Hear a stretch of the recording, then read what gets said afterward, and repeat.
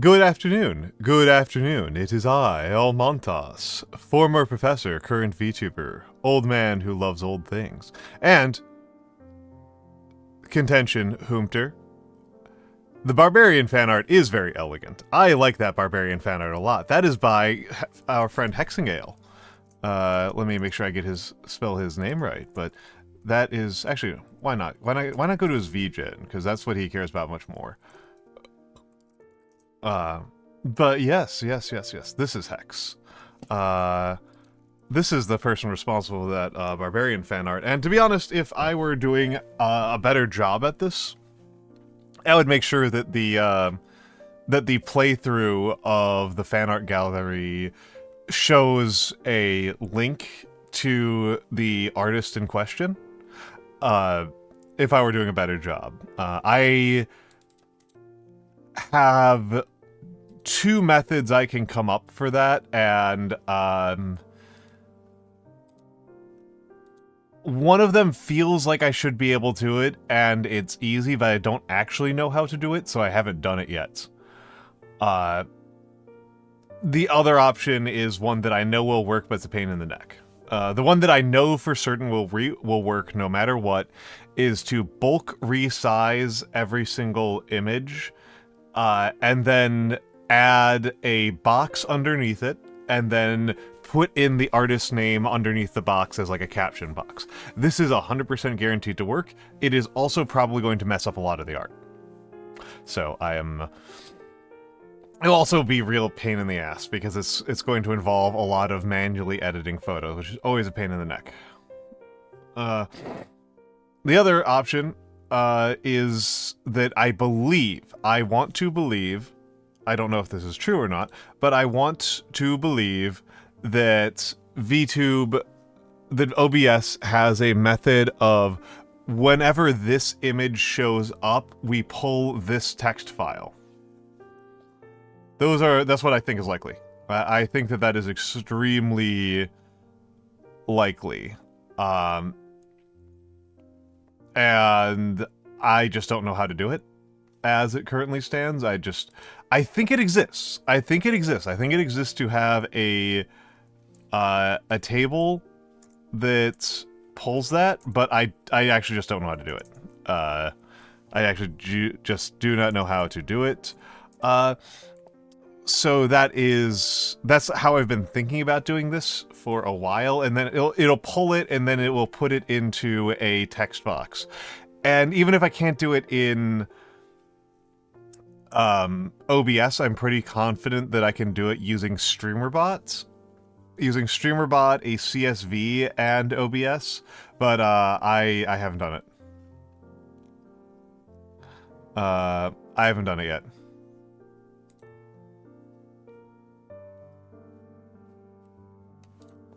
So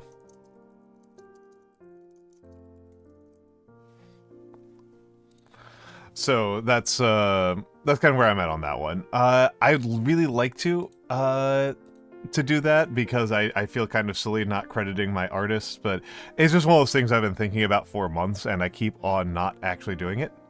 I mean,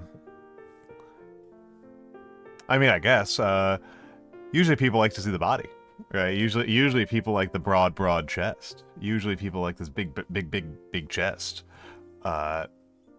So distant. I used to be much more distant. This is I think my usual for a while was like this. People could see more of the model, more of this model that's my lovely artist Sensational put so much time and effort into. At one point, I think I was like almost trying to get like my feet into the frame, but this is going to get messed up by some redeems. I'll have to fix some I'll have to fix some things. Yeah, I get self-conscious about the face, because I am the one who's responsible for the face tracking, and I can see errors in it. So I get self-conscious about the face tracking. I'm like, yeah, you see more of the model. See more of the model, not see more of the face tracking that I've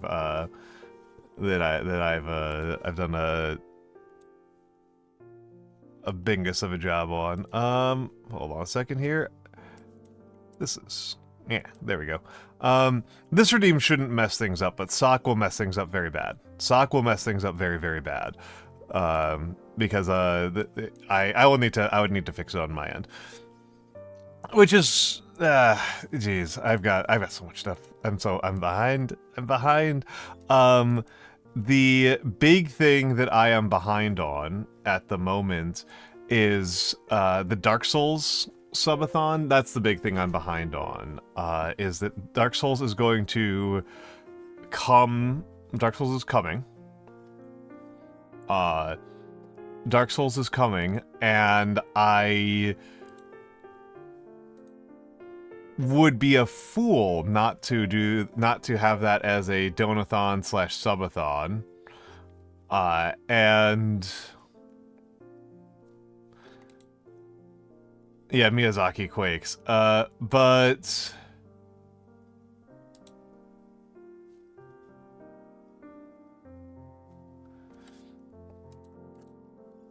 yeah, I am looking for that.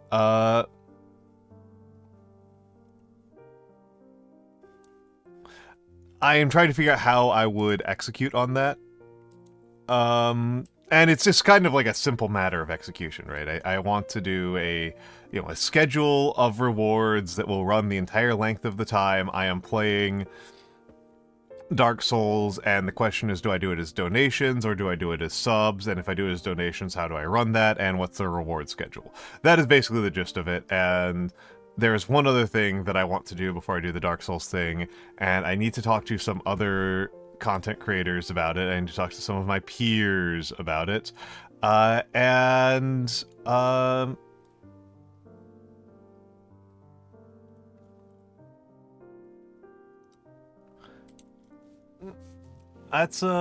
kind of where I'm at on that. That's the big project. That's the biggest project, so to speak. And I've got to figure that one out, right? I've got to figure that one out. And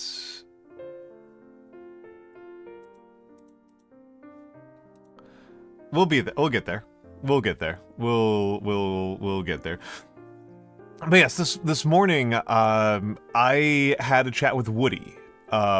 Woody Devs pulled me in to his to do a recording with him. I did a recording with Woody on the I did a recording with Woody about VTubing, because Woody was invited to a certain university, and at that university, he is presenting on the topic of VTubers. He is presenting to an art course on what is a VTuber, what are they for, and he figured that he may as well have his sociology professor. It will take 10 minutes. It is, how long is that redeem? This isn't an automatic cooldown. This one's, a 10-minute stretch Vaknuo, and after 10 minutes, it resizes me back to default. This one shouldn't cause too many problems because the resizing is done via OBS. It is not done, in VTube Studio. The VTube Studio redeems are, more of a challenge from a writing perspective. And hello.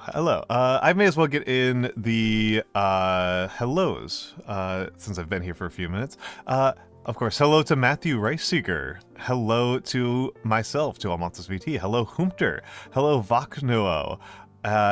Hello, Emperor's Armpits. And I believe that's who we've got right now. And of course, hello to the lurkers, the soon-to-be lurkers, and the VOD watchers. And that's where I'm at. That is where I'm at on that. But yeah, we had a discussion about the about sociology and the like what are the sociological and artistic elements going into VTubing for an audience. For an for students, right? For college students.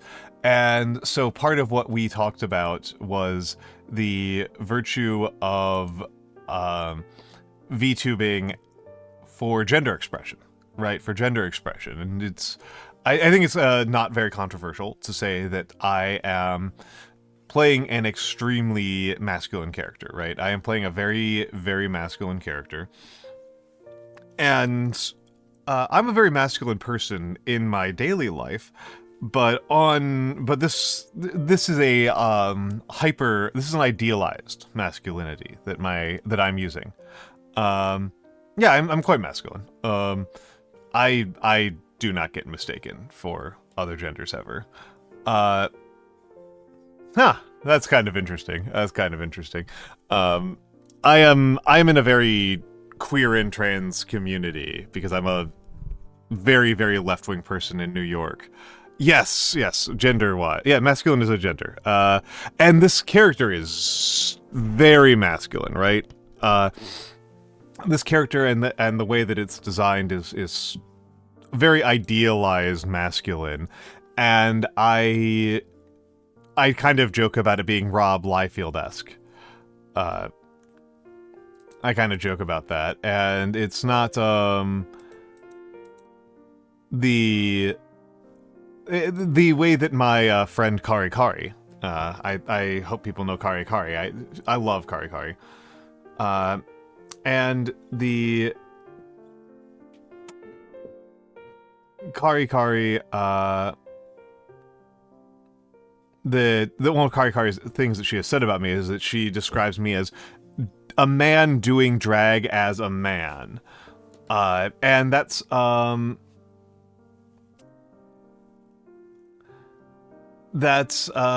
that I think accurate. I think that's accurate. I think that is an accurate way of discussing how I relate to my character and of what my character performance is. And I think that that's a pretty good insight. And of course, gender is not quite this like one-dimensional thing, right? Yeah. I'm using my Superman serum. Gender's not quite this one-dimensional thing, right? It's this kind of complicated thing where there's really many ways of being equally masculine that are qualitatively different. And the more stereotypical way of being masculine on Twitch.tv is a lot less calm than I am. But I don't think too many people think that femininity has a monopoly on being calm. I think that I don't think that that's really how that works, right? Like that's not in opposition. Being calm and being manly are things that are perfectly hand in hand. But the masculinity that is, oh my goodness, it's Vexing Cat. Hello, Vex. Thank you for the resub. Vex. I hope that you are having a lovely time. Vex is on vacation right now. She has been posting photos on her blue sky from her vacation in Japan. Yes, it is a stream baby. This is true. But yeah, the average, most of the men I see around me are being, a much more boyish masculinity, much more hot-headed, much more, well, uncalm in particular. And hello, Aryu. Hello. I can give a shout out to Vexing Cats, at Vexing Cats. Of course, Wildermyth. Yes. Vex is much more consistent with her branding than I am. I am all over the place. I am absolutely all over the place. I think that Vakno, this is actually a topic that I have quite a bit of thoughts about because I was a sociology professor. This is a major topic for sociologists, and I think that Gender Trouble is one of those books that was very mandatory reading for my career. I don't know if it's quite as mandatory nowadays, but it was very mandatory reading for a very long time. And we got a bot band. Um, I think of gender as being adverbial rather than being verbal. Uh, I don't think that people often put the concept of gender performance as being a matter of the actions that compose masculinity and femininity, and I don't really quite feel convinced by that. I think it's much more the how things are done that makes something masculine and feminine. Like I've done childcare, right? I've done childcare, and nobody thought I was doing girly childcare. Yes, actions vaknuo. So, a person might say that it's feminine to take care of a child. That's like the big one. Femininity is taking care of children. Femininity is cooking. Femininity is, I mean, this is obviously culturally local. Like femininity in some cultures would include bone craft, but bone craft is sometimes a masculine job. That's one that switches genders quite frequently between cultures. Almost all cultures, external violence against people outside the community, is a masculine action. That is extremely typical. Violence abroad is done by men. Violence at home may be done by anybody. More often men, but not nearly as neatly. Childcare is almost always women. Food preparation is dominantly women, but not nearly as uniformly, and so on. That's the usual way that it's kind of divided, but I don't think that it's very convincing. I don't think it's essential. Yeah, cooking is women until it isn't, exactly. And, calculating used to be women until it wasn't. I've said my piece. I think that it is the manner in which a person does these things. It is how they hold their body. It is how they move. It is an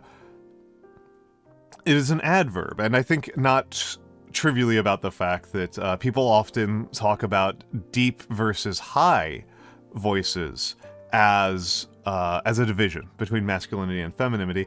But if you know people who have done vocal training for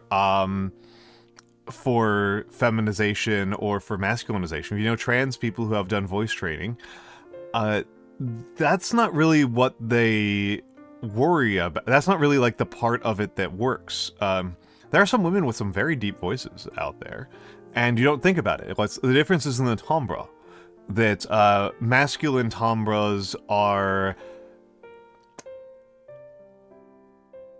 more... I mean, the word is actually complex. Feminine timbres are, mathematically speaking, more simple.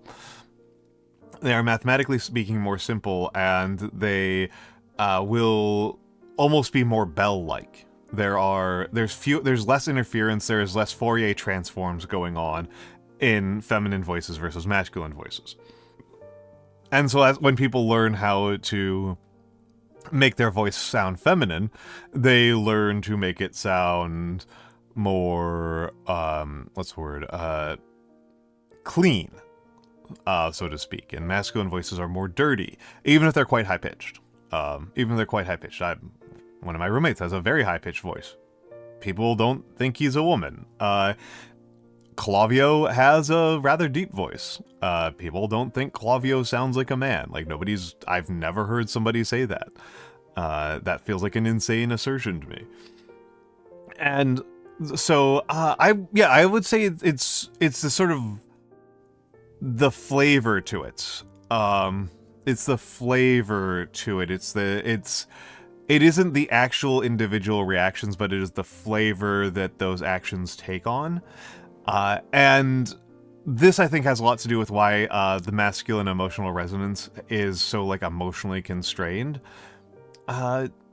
Which might be a little bit too deep of a topic for a guy as tired as I am. Yeah, flavor of the voice. The flavor of the voice. I mean, like I said, it's the timbre. And yeah, Clavio's got a pretty deep voice. Vexencat has a pretty deep voice. I know you've seen Vex, because I've rated Vex like a million times while you've been here, Humter. I'm trying to think who I know off the top of my head.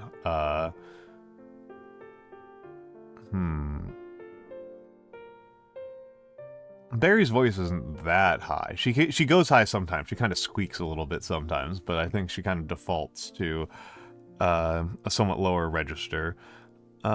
Mabel's isn't particularly high. Grimmy, yeah, Grimmy's a good one. Grimmy's a good one. Grimmy's a very good example I don't. Nobody's going to accuse Grimmy of sounding like a man. That's ridiculous. Callie's sort of. Callie really goes across the range pretty quickly. Callie really goes across the range up and down pretty quickly. Meat's a good one. I'm actually kind of bad with pitch. I can't really tell if Cookie's is high or not because her voice is just so fried. I'm actually kind of struggling to tell. Yeah, Cleo's is.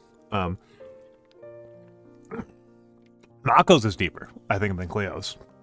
Mako's voice, I think, is quite low. Yeah. Yeah, Cookie, no idea. But Cookie's voice is just fried, right? Like, it's just, she's just cooked. Yes, it's so nasal. Her voice is so nasal. She makes me sound like I'm European by contrast. Ollie goes high for a lot of her work.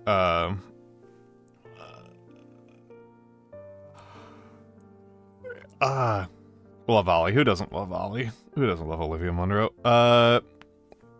Yeah, maximum energy for sure. The most energetic person. But yeah, I didn't know what to do with my quick actions, not with my quick actions, with my title for today, because I'm going to be miniature painting, right? That's the actual plan. I'm going to be mini painting, I am going to be mini painting, that's the actual plan.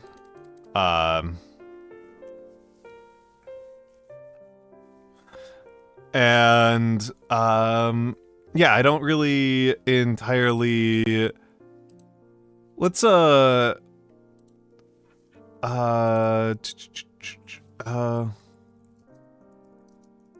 am not a master. Do not put those words in my mouth. I am a novice. I am a novice.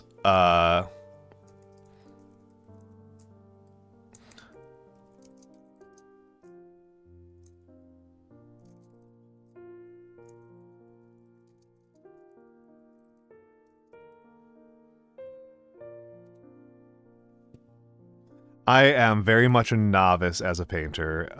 That's just the way of things, right? That is just the way of things. A master of novice? I don't know about that, man. I don't know about that.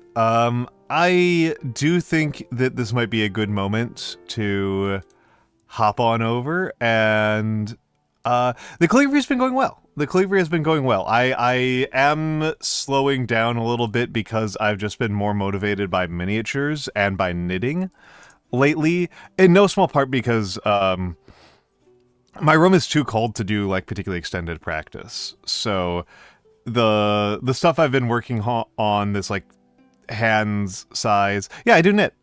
I'm not good at it. I am very much started at it. I am honestly just working on my skills right now. No, not a sweater at all. I am working on a scarf. I am very, very early days at this. I am very, very early days as a knitter. No, for my nephew. I would like to... Yeah, I'm very bad at it. I should talk with Reina about getting on here again, because I could not purl at all decently. So I'm going to make some scarves for my nieces and nephews. But honestly, it's mostly just because that requires very little... It's a very low skill barrier knitting project. And I'm mostly just working on trying to get faster and more consistent at knit stitching. That's really it. Yeah, it's just a single knit stitch scarf. Very simple. Yeah. Very, very simple. No seams is important. Well, that depends on me completing it, Vaknuo. So I would like to. I'm working on those, and once I get like one of those kind of done, probably going to schedule another knitting stream with Arena. But I need to get it done. And there is some voice stuff I want to. I want to work on. Hello, Gunyella. There's some voice work that I want to complete. What in the world? Torch. Let's try Torch. Let's try Torch. Not Torch. Roach? Is there anything else it could be? Yes, Roach. Well, working on my range, working on trying to keep accents up.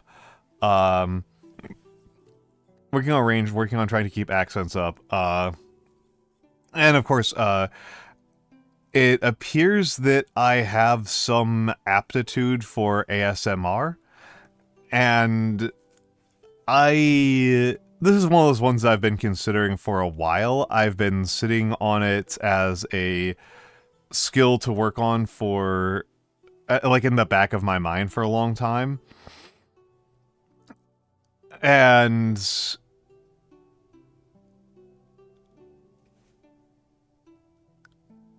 I've just been, I don't know, it's just been sitting there. And it turns out, having talked with some people who are, because a big problem for me with ASMR from a practice perspective, right? From a learning how to do it perspective, is that I don't experience ASMR, personally speaking, and so I never listen to ASMR, and so I don't know what makes it good or bad.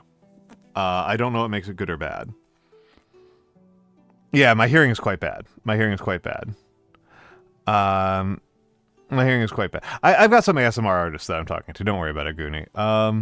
Well, Vaknuo, because people like the sound of my voice. I have done reading streams, Vaknuo. I have done reading streams. I did one pretty recently where I read The Eye of Argon. I had a great time. It's a terrible book. It's awful. But I'm not opposed to doing reading streams. That's Vexing Cat's main content. Yeah, some others, Guniello as well. Glitchico would be the main one. Yeah, and it's, there are folks who show up to my streams and use it as a sleep aid, right? There are people who show up here and use it as a sleep aid. There are people who just simply like the sound of my voice. But, you know, it's a skill. Doing ASMR is a skill, and there are some significant issues. There's some issues that I have on my own end. So, for example, I will just do a little test of it right now. This is my voice, done in a bit of more ASMR style. It's a little bit more deliberate, as you can see, but also as you can see, it breaks my tracking, right? I can't, and that's just because of the location of my microphone. And I would need to work on that. Hello, Zanjo VT. I knew that'd smoke somebody out. I told you to expect it. I told you to brace it for it. And I told you. I warned you. I warned you that was coming. But yeah, some people react extremely strongly to it. That's so funny to me that that's George. That just like my brain does not add up that that's what George looks like under his shirt. But it's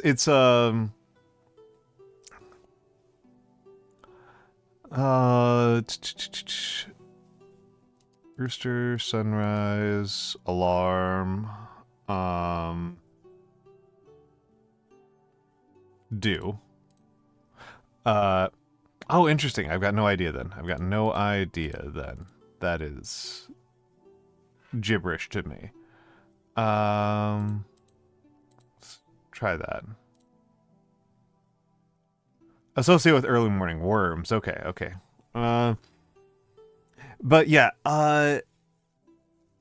my friend Inari folds extremely easily. I am confident I didn't hoomter because I didn't stream yesterday. I am very confident that I didn't. Because yesterday I was completely offline. Yesterday was my one rest day for the week. And it was a really stressful and frustrating day, so I'm glad to be back. And let's try this alarm. No, alarm SOS. No, that doesn't work.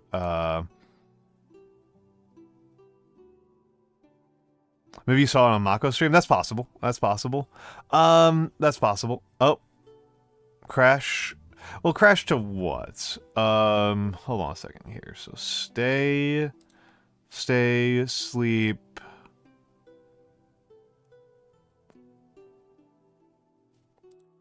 Crash, bunk, I think are all synonyms for sleep, right? Yeah, spend the night at. Yeah, that one makes sense to me. Now I'm just wondering what the heck I'm missing from the yellow. From the yellow. What would be the yellow here? Because the purple is utterly opaque to me. So we've got stay the night, we've got early morning. Circle and triangle are like they're on a controller. Star is maybe, but the other ones don't make any sense. Yeah, that's what I was thinking about, Gamma. And also, welcome in. That's what I was thinking about. SOS, signal, flare, and alarm. Let's give that a shot. Okay, that's the yellow. And then I don't understand this one at all. Oh, well, that would be why I haven't watched Squid Game. I haven't watched Squid Game, so that would do that. That would do that. I don't watch that much TV. Oh hell yeah. Oh hell yeah. Here's a country. Here's a fucking country. Here's a big boy. I think I don't think so. I don't think that might be. I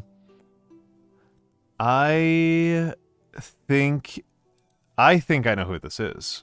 This is a big boy. 766 billion is a lot. No, the US is going to be trillions. No, Gamma's got it. Gamma's got it. I think Gamma's got it. I think Gamma's got it. So first of all, let's do this. Let's do this.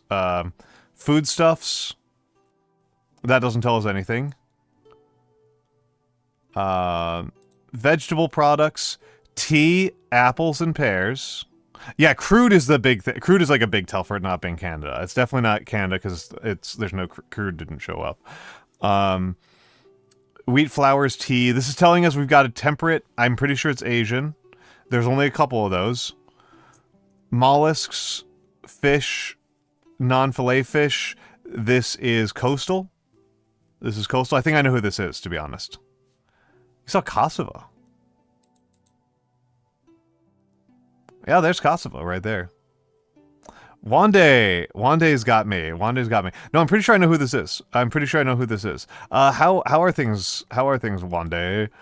I'm just gonna click on this because this never tells you anything. This is the least useful one on the planet. Is paintings. It's useless. Absolutely useless.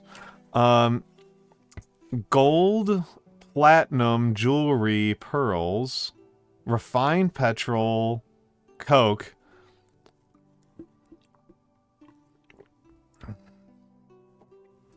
Hot roasted iron. Yeah, Kosovo's popular in quite a few places, but I think I know who this is.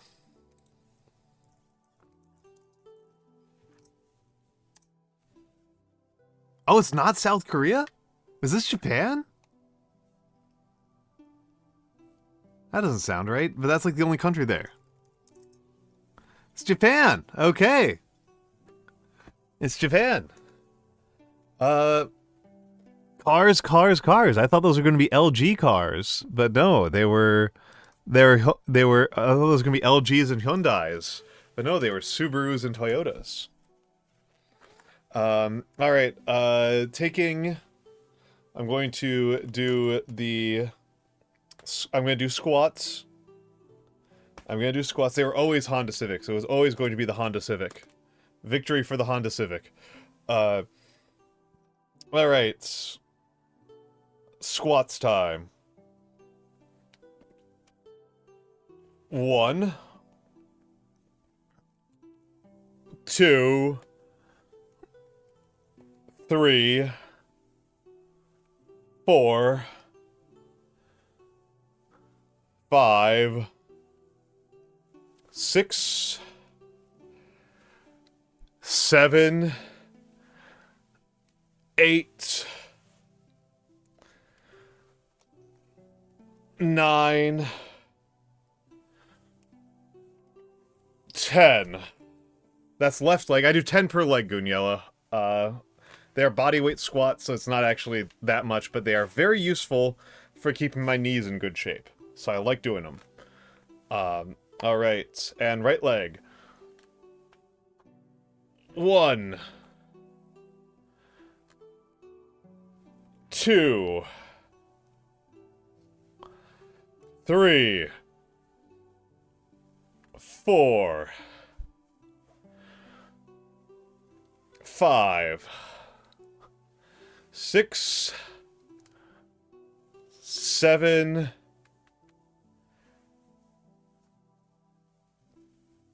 8, 9, 10. Whew. Whew. I do them freestanding. I just roll my chair out of the way and find some stable footing and lift up one leg and then go down till my thigh is parallel to the floor. Use my arms to kind of balance myself so I don't fall over. Balance is a bit off today because I'm very tired. I got maybe 4 hours of sleep. Oh, okay, this is incredibly easy. Yeah, I don't get a 10K. I don't get 10Ks in every day. I only got in I only ran like 2 miles today. Normally I like to run almost 4 miles before stream, but today it was just so cold. It was just so cold that it was hurting my face too much to keep running. I don't run them very often. I usually run like 5 to 6. Mostly because, no, not Malawi, Malaysia. Hello, Xanadu. Mostly because it just takes up so much time. It just takes up so much time. Australia mentioned, and then Philip Ines. It's Jakarta.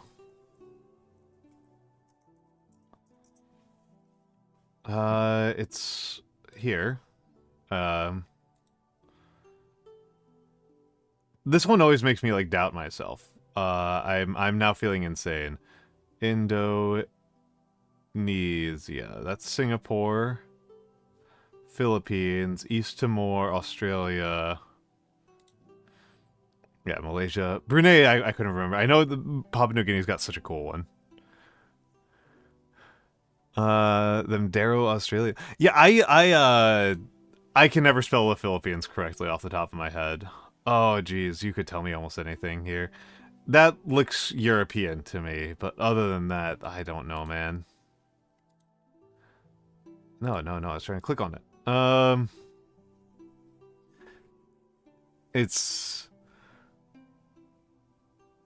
You could tell me almost anything here. Oh, okay. Borobudur? Well, it's not the Pharaohs. It's not Ethiopia. It's not Mali.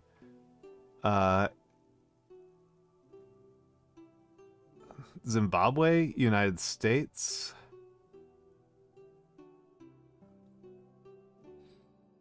What does that one say? That one's got English on it. Latin on it, I think. No? Okay. Okay, that was Qatar. No, that elephant one has a lion, an elephant, and those are yeah, that's Eswatini. That's a South Afri that's a sub-Saharan African style. It's a Zulu style shield. They're a kind of interesting type of leather shield that is they use like a double bar backing, and you can see the double bar stitching. Yeah, it's a hand grip one. Indonesia. That happens. That happens. Chinese, maybe? English? No, I don't know. Yeah, it is similar to the Celtic ones, yes. I really don't know. Is Balinese on here? No, it's not. Hindi? Javanese, okay. Never mind. I wasn't gonna get that. I don't know what these languages sound like at all. I can tell it's not gonna make Ikhaisha. I've got no idea. Okay. No idea. Yeah, Javanese. That is a language. Indonesia's huge. Yeah, Indonesia's like 100. Like these are not even in the ballpark. They're not even messing with you. Indonesia's almost 300 million people. Rupiah? Oh, nice. Nice. That was I was not feeling that confident about that one, but it was the rupiah. Yeah, let's see. So Jakarta I know is huge. Jakarta is absolutely gigantic. But aside from that, Bandung is a city I've at least heard of. I don't know what Bekasi and Surabaya are. Oh, okay. So Bandung was actually the smallest one. Okay, interesting. Bandung is if you study 20th century history, Bandung's actually a really important city because it's where the Bandung Conference takes place. Because it's Bandung, and the Bandung Conference is like the conference for understanding what is happening with the Third World. It is like the one.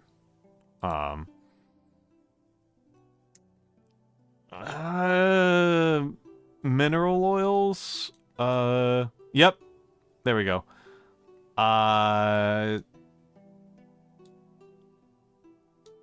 Let's. I think I'm gonna put the more advanced industry pretty low. Okay. Wow. All over the place. I was all over the place. I did get mineral oil more or less correct. I did figure that this was a relatively diverse economy. But, I really don't know.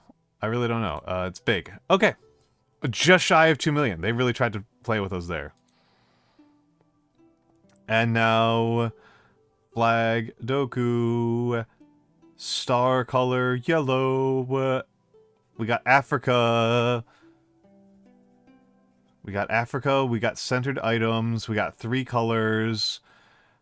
3 colors. We got green and red. That means I can bring in South Africa. South Africa's coming. Jamaica might not be coming again. Boo. Boo, I might be out of Jamaica. Boo. And hello, Kirill. I think about that meme all the time, but I also can't get it right consistently. Yeah, yeah. Well, so I put Morocco here, right? I wonder what the gold is. It might be Ethiopia. I'm gonna try Ethiopia here and see if they count it for a yellow star. Yes, they do. They count Ethiopia for a yellow star, but it's not the gold flag. It was probably not my fault. I'm not going to take credit for that one, but it might be. Yeah, Morocco could go in a couple of places. Morocco is not the gold. Morocco is not the gold because it's not exactly 2 words. I'm just thinking about this. South Africa is more than 3 colors, so it's not that one. Oh, South Africa might not be legal anywhere. South Africa might just not be a legal one.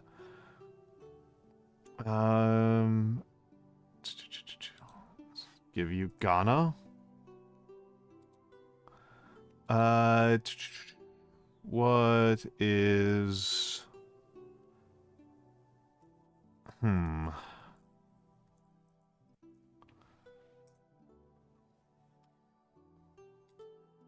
Green and red is a bastard. I'm not going to lie. Green and red and 3 colors is an absolute bastard to my consideration because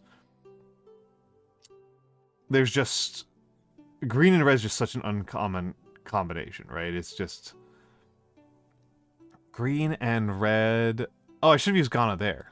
But I will use Myanmar here. Yeah, Myanmar was what I was thinking of. 3 colors, green and red. Italy. Yeah, I should have saved that one. I should have saved that one.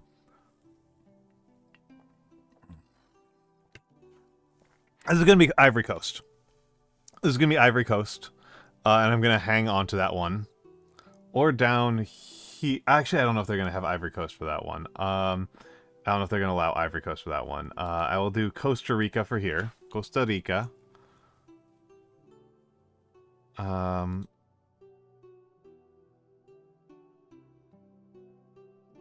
up, I'm going to clear it out. I'm going to clear it out, because I want North Korea here.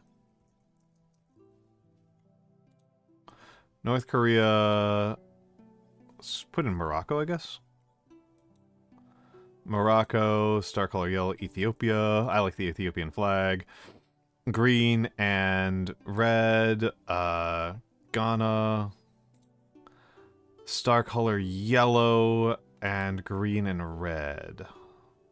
Green, red with a yellow star. That's a real pain in the tuchus.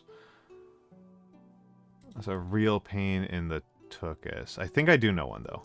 I think I do know one. Yeah, I am North Korea maxing, yeah. Oh, Burkina Faso was the yellow. Okay, Burkina Faso was the yellow. Who else has a yellow star? Not... Nepal's not going to count. Nepal's not going to count. My brain's... I'm currently Africa-pilled right now.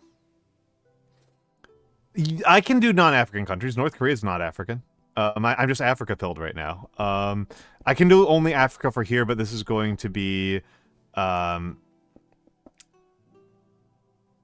is going to be Ivory Coast. Assuming that they allow me to put it in that way. Yeah, they allow me to put it in as Ivory Coast. I'm going to use Ivory Coast up here. Green and red and only 3 colors. Italy. I love using North Korea and Jamaica are my 2 favorites to use. North Korea and Jamaica are the ones that I constantly keep using. I keep on coming back to North Korea and Jamaica because they're very funny to me. It's very funny to prioritize those as, like, the best countries on the planet. I think that that's a good gimmick. So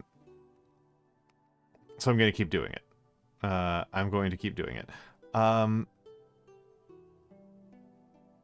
China has a yellow star, but that doesn't work here. They're not going to let me get away with that one. Turkey's... It's not going to be Turkey. Yellow star. Yellow star. Who the heck has yellow star? Oh, Vietnam. But it's not 2 words. Vietnam is not 2 words, is the problem there. 2 words and has a yellow star. I need it to be 2 words and has a yellow star. Yellow stars. I might want to... gotta think about this. Poland is 2 words technically. Not in English, unfortunately. And I also don't think it has a yellow star in it, so it doesn't help me. I also don't think it has a yellow star. Oh, okay, hold on. Let's use a young country. Let's use a young country. South Sudan. Yeah, we're being very Africa-pilled today. The most serene Republic of San Marino, and then Ivory Coast. I don't know. I don't know. That said, we are going to be going into ads. North Korea is pulling ahead. You're gonna say Cabo Verde. That's a good choice. That's a good choice. Cabo Verde is a good choice. It is funny that I had to come up with a central, hot new country has entered the ville. Yeah. No, it's a South Sudan is a quite young country. South Sudan is quite young.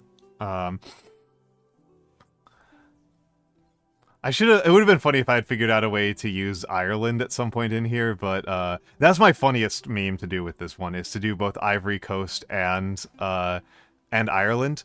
That said, it is time for the ad break. It is time for the ad break. We'll come back, we'll do Redactyl, we will start painting. See you all in a few minutes.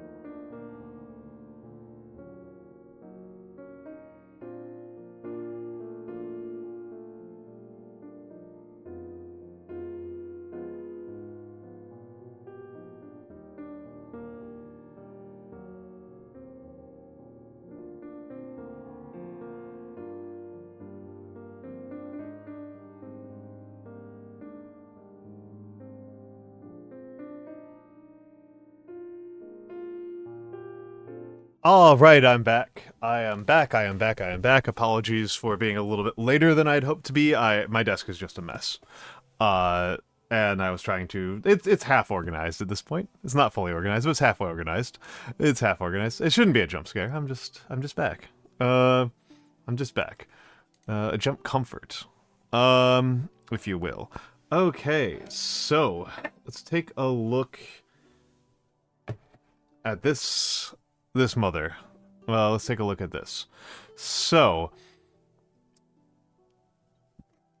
yeah, no, you should. You should. It's a good use of the ad break. It's a good use of the ad break.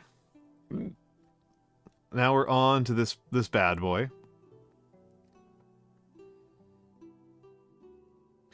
Okay. This is a person, right? There's like no way this isn't a person, right? 6'5". 6'5",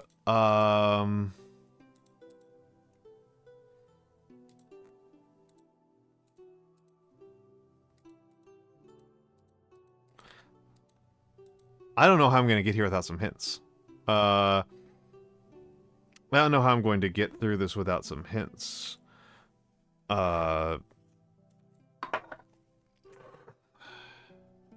This is definitely a person. 6'5" is not good information density, right? Like, not a lot of people have that, right? A lot of people have that. These are obviously, because these are dates, right? These are clearly dates. These are like 1st October 1890 to 1st October 1920 or something like that, right? Like, this is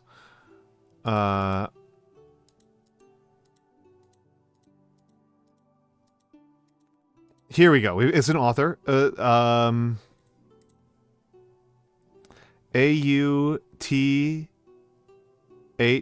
Author, and is also known as the author of the Tale of Seven Letters.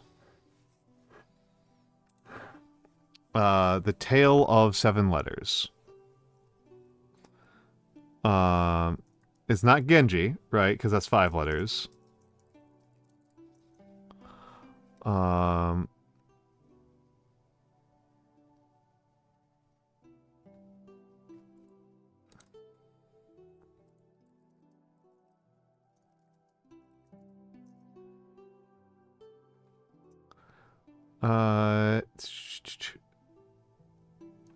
So,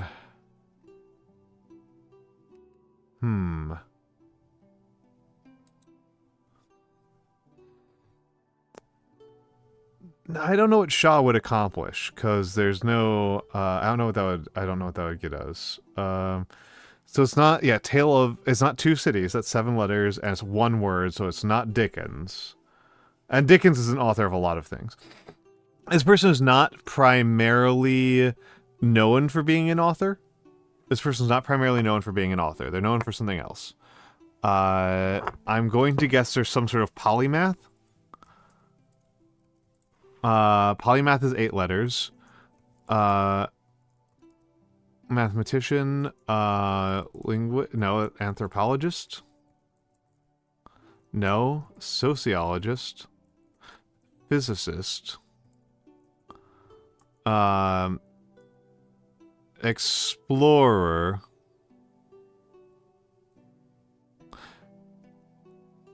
Albert Camus. Hold on a second. The 7 letters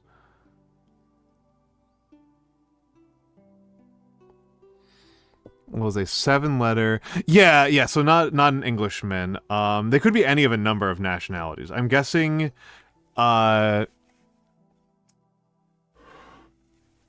the hyphen is their nationality, right? Their hyphen is their nationality. Was a... Or it's well known. Known. No, it's not well known.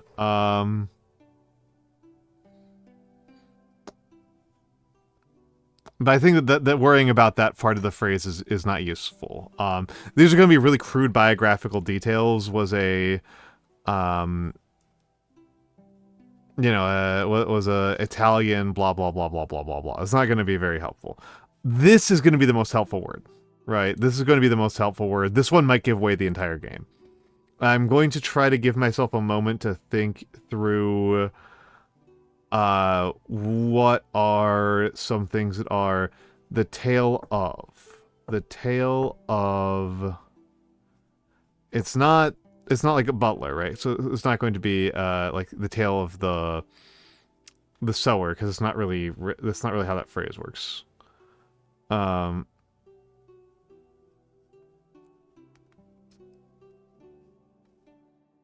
That's not really how that works.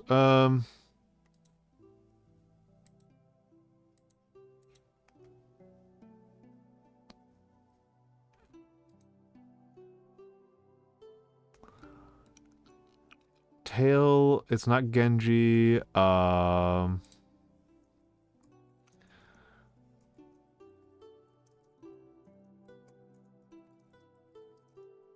tale of...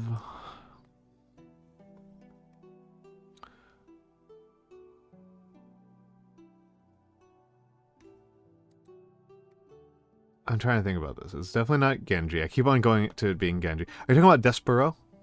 That's way too long. Despero. Despero's 9 letters. Yeah, that's too long. That's too long. The tale of Peter Rabbit is 2 words. I keep on thinking about the tale of Genji, and that doesn't work. That does not fucking work. That doesn't fucking work.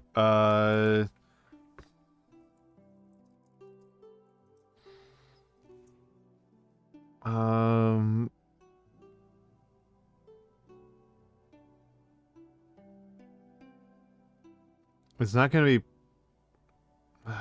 who's it gonna be?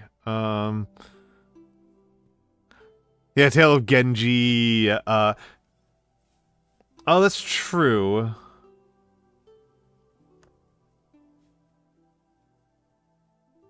Oh, you're right, actually. Well, because it's also the 4 letters of 7 letters, 4 letters in parentheses.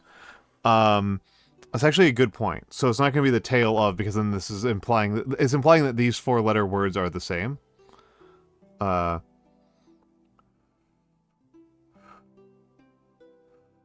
it's not going to be like the rise or fall. It's going to be a more it's going to be a more specific one.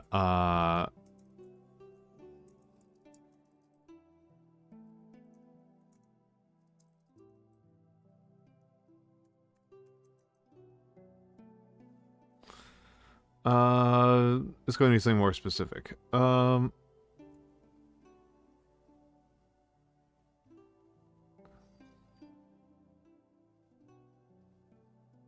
Likely a psychology book. Likely a psychology book. What makes you say that? The myth of Sisyphus is what you think it's going for? No, it's not going to be that. It's not going to be the myth of Sisyphus, because Sisyphus is 8 letters. Sisyphus is 8 letters. And then it's the 4 letters is the, a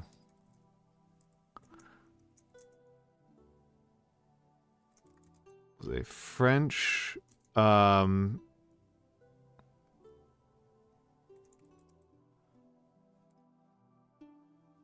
it's all good, it's all good. Yeah, no, you're good, Guniella. You're good. What am I looking for?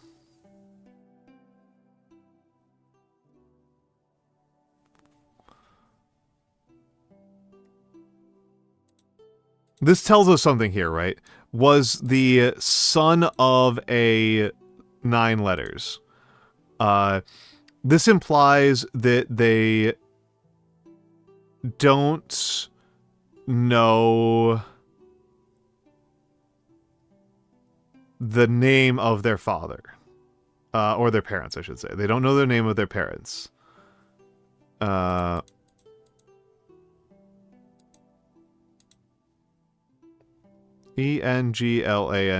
was born in something in England. The son of... Oh, they might have the name. They might have the name of the father.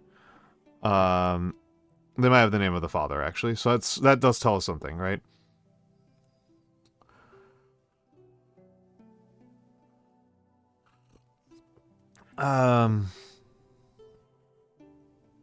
Oh, hey, here's something.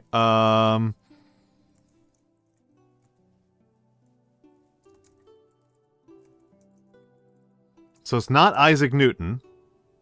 Yeah, we've got math or physics. We got math or physics here. So hold on, let me think about this one. What math equation is this? This is an old math equation, right? Yeah, definitely math, right? Because this is an element of... I actually don't know what you use this symbol for. I'm going to look that up. What is that symbol used for? That did not help me at all. So that's the complexes. Yeah, that's the symbol for the complex numbers, apparently. That's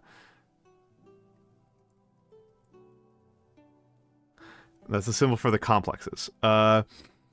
That element E is contained in the set of complex numbers ranging... Yeah, it's a huge number. It's not even a number, it's a set. It's a set. It's a very large set. This is an element of something within the complex numbers. Yeah,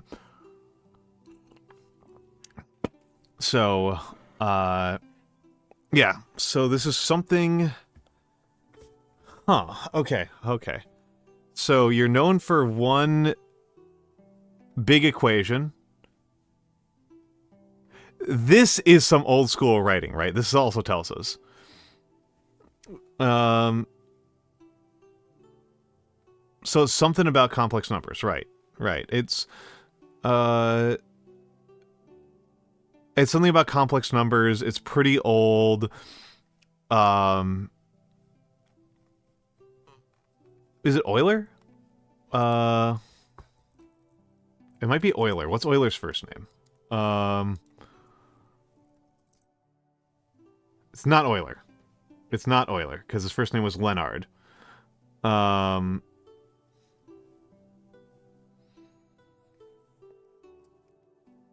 Yeah.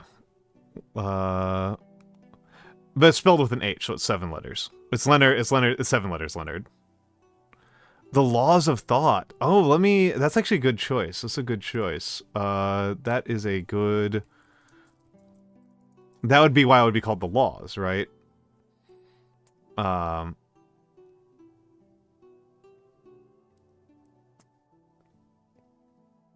who wrote the laws of thought? I don't remember.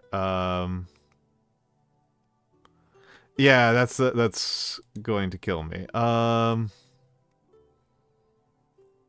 It's not going to be Descartes. Because Descartes is not a 6-5 name. Mathematicians... Genuinely, I'm just looking up mathematicians who have contributed to...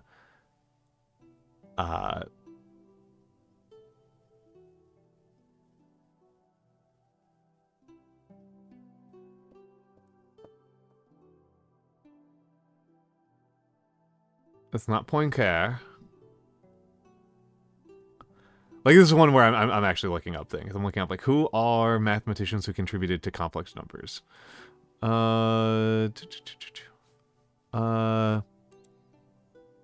Debbie Harry. Nice. I might use the hint, though. Yeah, the laws, that's gonna be the laws of thought. That's the laws of thought. George Poole? Okay. I think that's it.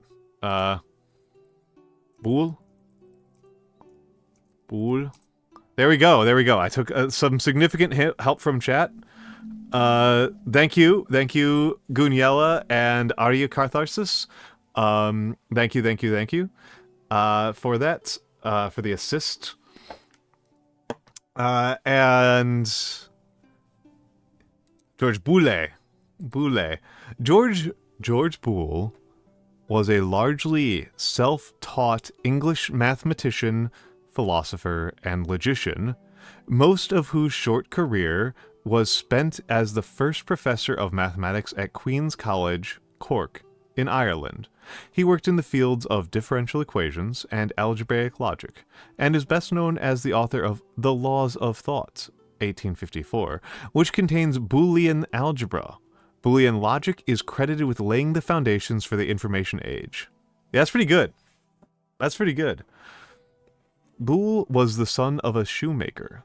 He received a primary school education and learned Latin and modern languages through various means. At 16, he began teaching to support his family. He established his own school at 19 and later ran a boarding school in Lincoln. Boole was an active member of local societies and collaborated with fellow mathematicians. In 1849, Boole was appointed the first professor of mathematics at Queen's College, York, now University College, Cork, in Ireland, where he met his future wife, Mary Everest. He continues his involvement in social causes and maintained connections with Lincoln. In 1864, Boole died due to fever-induced pleural effusion after developing pneumonia. All right. This was also a good reminder that I need to make sure to keep myself speaking in a lower register. It's just easier on my throat long term. I will fall into my head voice if I'm not being cognizant of what I'm doing, but that does hurt my throat to do so. So I need to be better about that, right? And let's start clearing some desk space. Let's start clearing a little bit of desk space here. And we don't need to see my schedule. We do need to see droid cam. Let me pull it in and down. I'm just going to orient myself a little bit here. And okay, we've got the paints out. I need the painting surface. Okay. I am going to be continuing a model that I was working on before. I'm going to be continuing to paint it. And hold on a second, actually. I didn't get all of the parts of the model. So let me get those out as well so I can work on those as well. Because I think I will get through the main layers today. I think I will get through the main layers I want to do today. So, let's... I think droid cam should be fine now. Let's put you away. Let's reset droid cam. Actually, hold on a second. So this is going to be my painting position, right? This is... somewhere around here is going to be where I'm going to be painting. So let's, reset. There, that's good. That's good. I need to pay for droid cam. What is wrong with me? I need to actually... The problem is just that, like, the payment processing is actually really complicated. It's not even, like, the paying for it. It's $5. It is $5 to take away that watermark.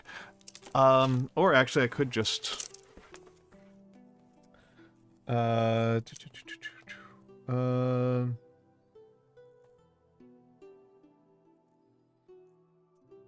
just going to view an ad and let that go. Interesting. You use IV cam. Okay, I don't know IV cam. I have been alternating between droid cam and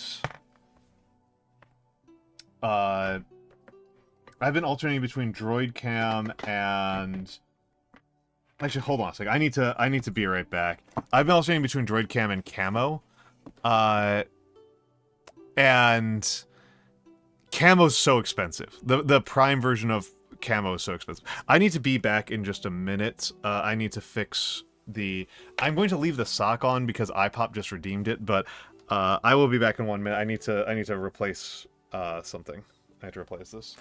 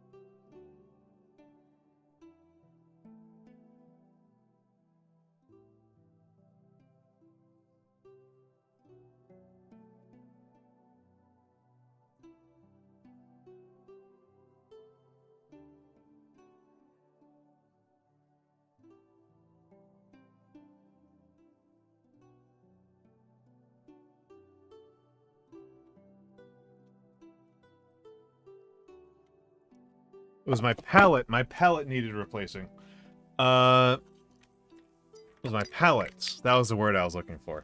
I am very tired right now, in case it wasn't obvious. I am very, very, very, very out of it. And let me get rid of the keyboard. Oh my goodness. There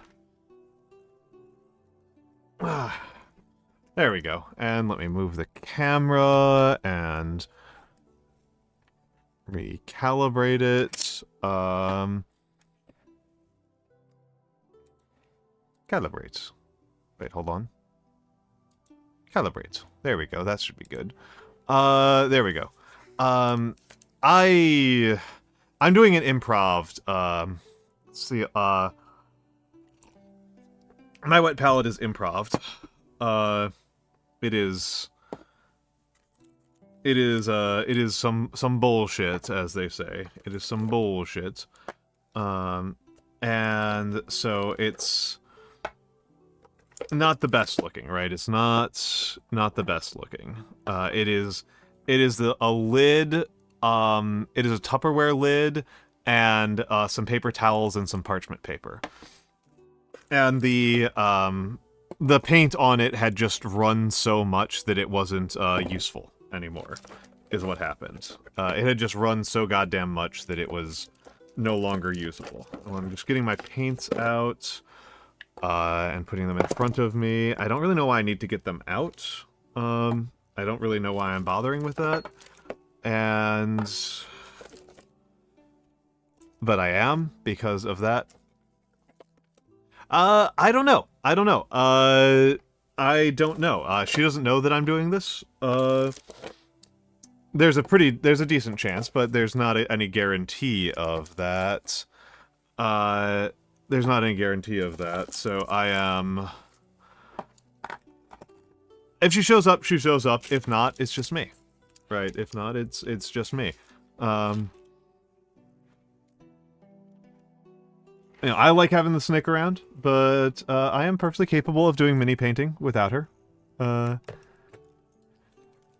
Alright. Alright. So... let's take a look around here. Okay, okay. So for this leather, I was doing a bit of a mix of Orange Fire and not Bugman Glow. It was Orange Fire and Mornfang Brown. Mornfang has been a consistent favorite of mine. I need to get a replacement for it, because I'm going to run out of it sooner rather than later, and frankly, I don't want to buy the Citadels anymore. And I am very vegan, right? I am very, very vegan, and all Vallejo paints are vegan.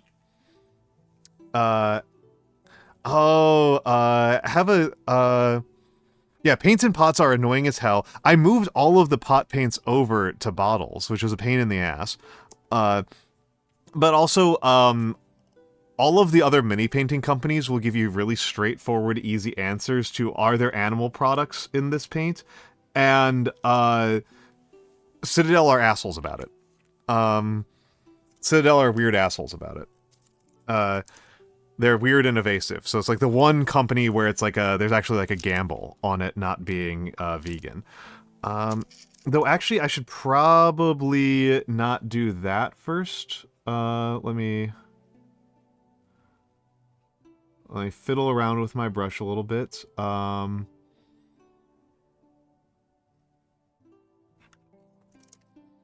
think it's starting to lose its point a little bit, the 4. I think my 4 is starting to lose its brush. Yeah, I've been vegan for a very long time. There's a couple. Yeah, Tempera obviously is not, but there's a handful that aren't. Vallejo, I know a couple of their artist paints are not. But none of their model paints are non-vegan. 100%. That is, that's how they work it out. That's how they work it out. Let's. Oh, covered up the. All right, Humpter. Have a good night. It was as ever lovely to have you here. So I'm going to try making some of my own wash. So hold on, let's make sure so I'm going to use 1 part sick green to 5 parts water. Oolong is beautiful tea. Oolong is a beautiful tea. I really wish I could drink it. I really, really wish I could drink it. But it will give me a migraine if I do. So today I might actually end up having some because I am very tired, and so that might be one of the circumstances where it actually like works on me as intended. Oh, come on.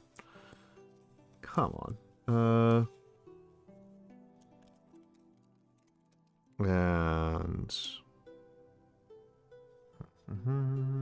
let's just make sure it's beating properly. 1, 2, 3, 4, 5. So that's a 5-to-1 ratio.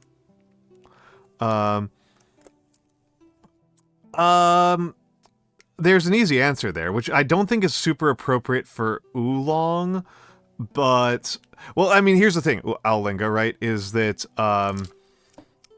the temperatures that you have tea at, they're going to be determined largely by you're going to be limited to it being 212 degrees, right?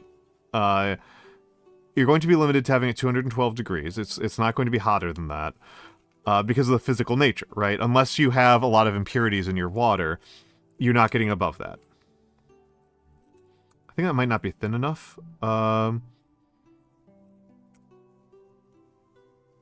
So that's really going to limit you on that, right? And so the way that I have worked with really delicate teas, and Oolong isn't especially delicate. Oolong's pretty decent on this. It's not like super robust, but it's not super vulnerable either. It's not like a white tea. Is you boil the water and then you let it cool down for about a minute or two, and then you put in the tea. And oolong is not a super vulnerable tea, right? Like, you have to do that, like, with white teas, you want them to be, like, 170 degrees. But with oolong, I think you can handle, like, 200. Like, as long as the tea doesn't, like, touch the boiling vessel, it shouldn't be a problem.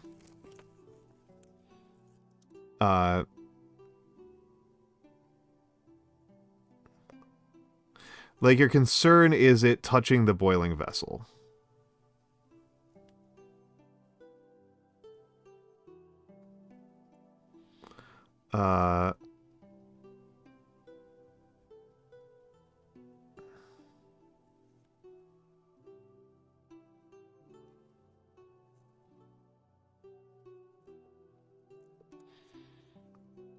Other than that, like, this is probably a little bit thick. It's probably a little bit thick. Actually,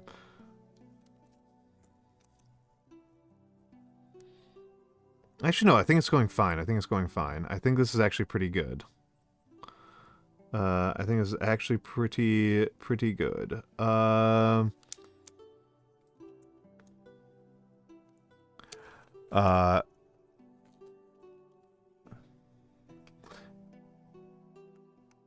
Yeah, it's white tea is pretty unforgiving, but jasmine's usually fine. Not jasmine. Oolong's usually not that that easily destroyed.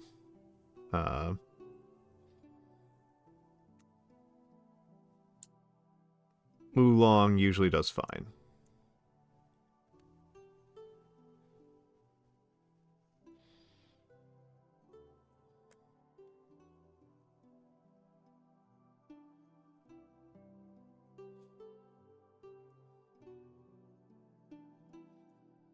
Okay, this is actually working out pretty well from my consideration, right? So this was a layer of Corax and then a layer of very watered down sick green.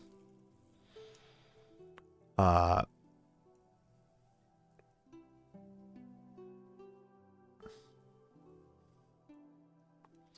and to your point, to your utility, Owlinga, part of hold on, let me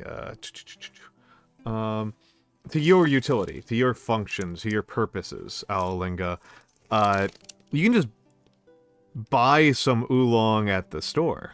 I don't know what the stores are like around you, but like, I can just buy oolong at the grocery store for like $5.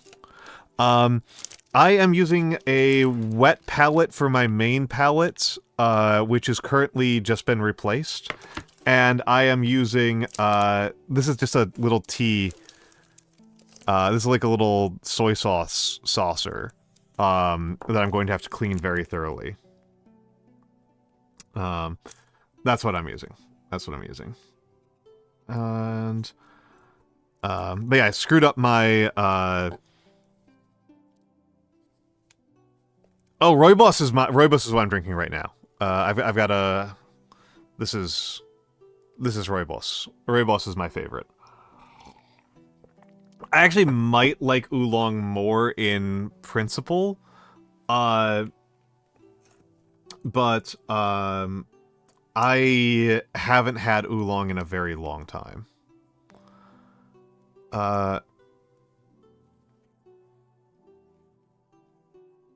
Yeah, I love Rooibos. It might get more expensive in the near future. I need to keep an eye out on that one. We might be having some really sharp tariffs on Rooibos in this here country. But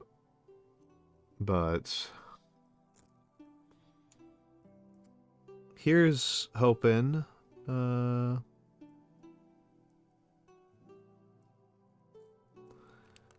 Here's hoping.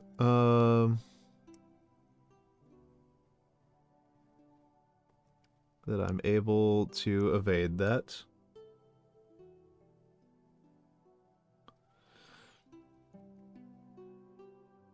I think for the part of painting that I really enjoy, I think I will eventually need a magnifying glass. I think I will... Because the part I really enjoy is the, like... getting really deep into the... Yeah, Burgerland. Yeah, we're gonna get burged here. We're about to burg ourselves up here in Burgerland.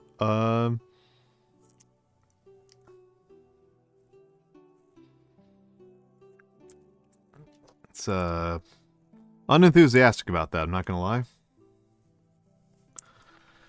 I haven't used it. It looks like I haven't used this orange at all. So no time like the present, right? No time like the present. Hello, Bug. Hello, Bug. I know Lopsang Sochong. Lopsang Sochong is like way too much caffeine for me. Even when my caffeine tolerance was better than it is now, it was like absolute murder to me.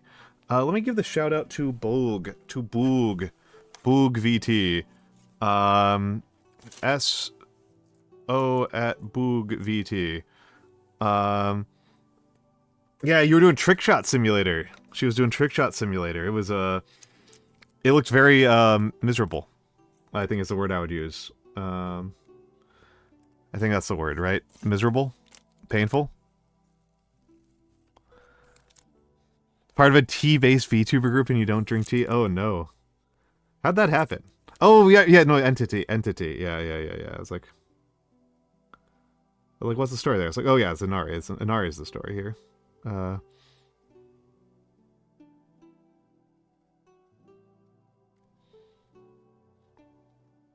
don't even know that Morp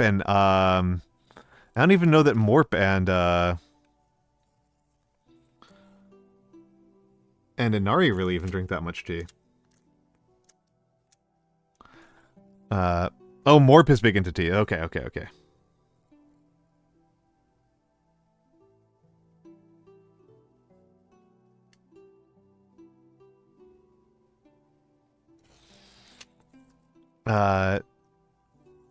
I think this is the wrong orange. I think this was the wrong orange. I am going to color over that in a moment with a darker orange.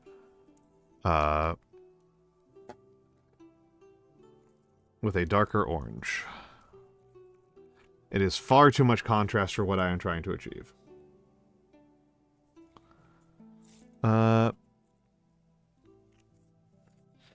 Trick Shot Simulator does something to my brain where I feel true calm. I actually thought that looked really fun.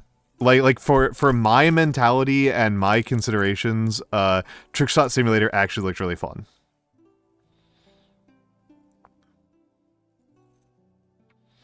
Oh yeah, no nut February. It's no nut February. It's you're going to be nutless.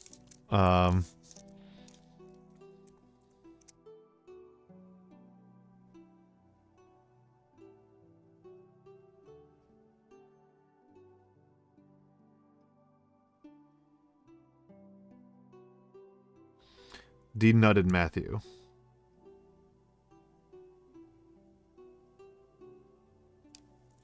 Yeah, that's much better.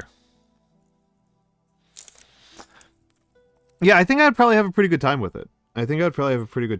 I saw people calling it a rage game, but like...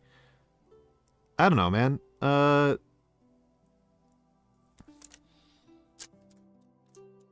don't know, man.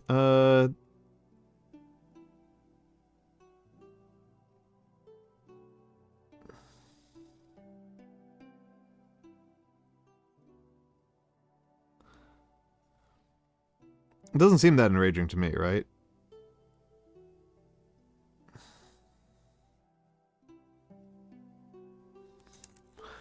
I did see that. I saw that. I was in your chat and I was like, this looks fun. Bug doesn't seem angry. There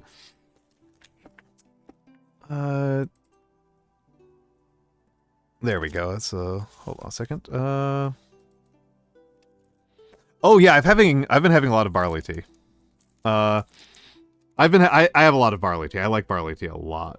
Because for me, the problem with tea is the caffeine, right? Like, I can't handle the caffeine.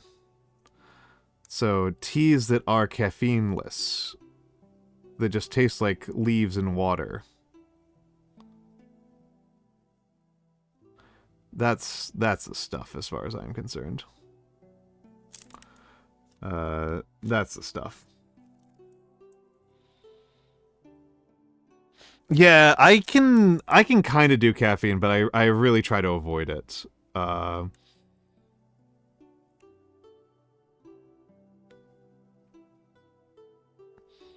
I need to be careful with what I'm doing right now because I have a real tendency, like when I lock in, to lose track of why I'm doing what I'm doing, which is that I'm just trying to add enough orange to this to make it pop and give it a little bit of texture. And if I put on too much, then like it shows up too much, right? I don't want it to actually show up all that much. I want it to be very light. I want it to be barely perceptible orange. But if I lock in, I'll be looking for like, oh, can I see the orange?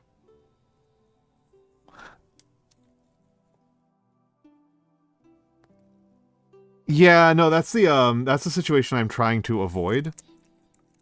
Because I knew, I had teachers who had very bad caffeine addictions during high school, and I just like looked at how they live their life, and I'm like, I don't want to do this. I'm in general pretty.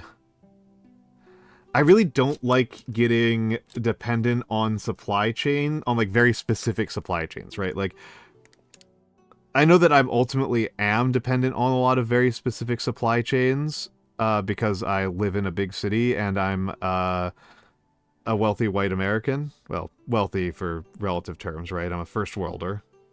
So my entire lifestyle depends on a bunch of very specific supply chains, but I keep on having the experience over my life of like I get into branded whatever and then it gets discontinued. And this has led to me like feeling the same way about like medication. Fine, fine, fine. I'm barely doing art though. Like this is barely art. And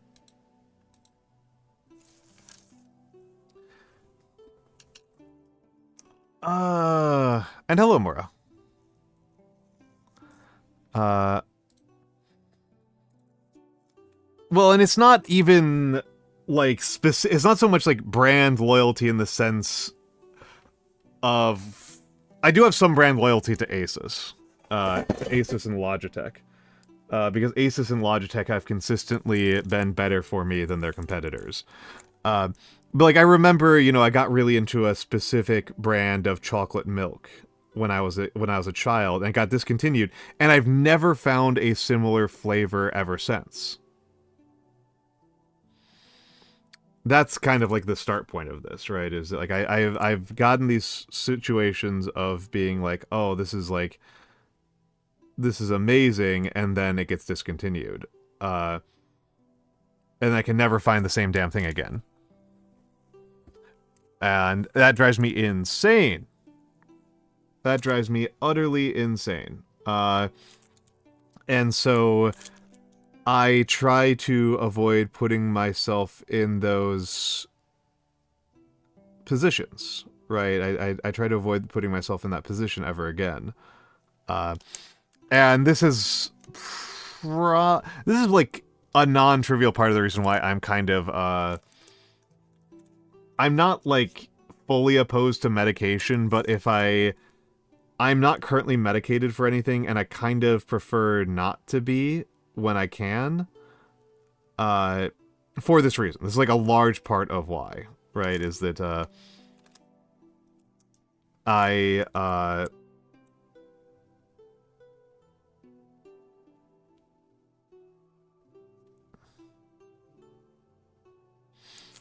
like I know people who've had like their preferred medications ripped out of their hands. So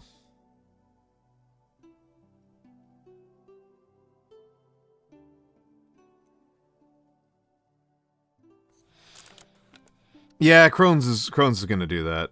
Crohn's is gonna do that, unfortunately. Uh, this thing needs more red. This skirt needs more red. Oh, you can't eat mango. Oof, oof. I am sorry. That's like one of my favorite foods on the planet. I love mango. Um, I adore mango. I'm going to try.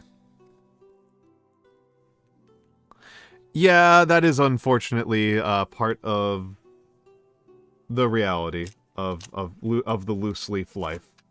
Um,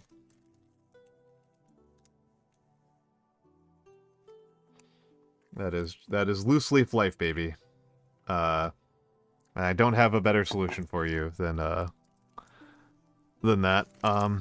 Yeah, I'm a big mango fan. It's like legitimately one of my favorite foods. Uh,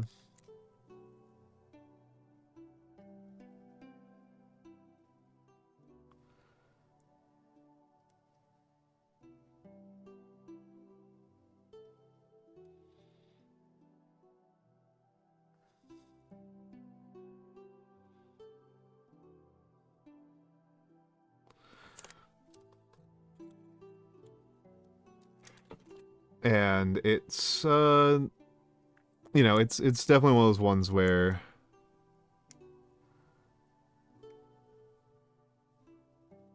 I actually don't eat it super duper often. I eat bananas all the time. I eat bananas all the frigging time. Uh, I eat bananas all the time.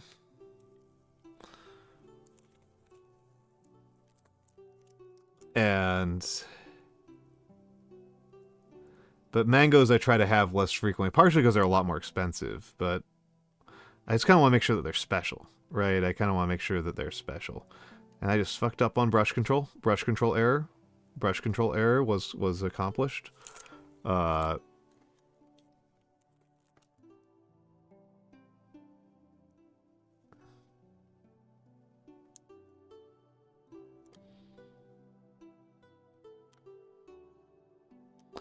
uh,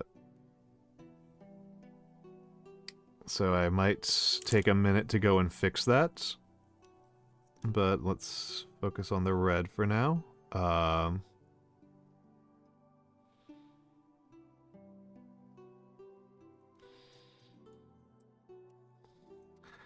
yeah, the front of this cloth looks like nothing. The front of this cloth is dingy. It's dingy and gray. It's a real failure of the technique. It's a real letdown up here.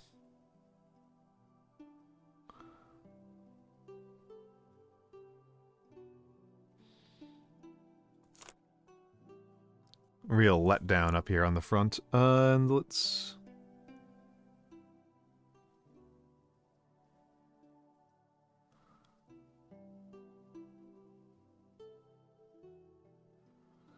You know, it's occurring to me, right? I've defended myself on certain color choices on the basis that, like, it looks good in real life even if it doesn't look good on the camera. And it's occurring to me that I should probably do the opposite, right? That, like, I should prioritize what looks good on camera over what looks good to my eyes. Because I've only got the one set of eyes. It's only my set of eyes versus all of the rest of your set of eyes that is seeing it, right? Like, that's a... You know, greatest good for the greatest number. I should be prioritizing what things look like on the output over what they look like to my own two lying eyes.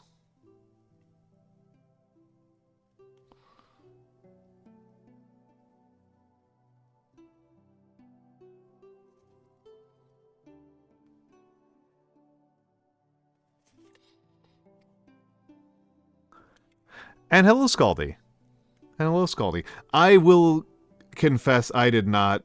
I have finally tried dragon fruit after I did my fruit tier list. Wasn't a fan. Wasn't really a fan.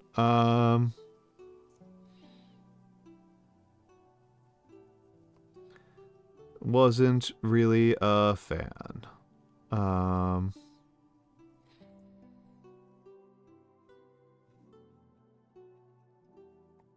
Wasn't really a fan. And yep, we do got ads coming in a few minutes. I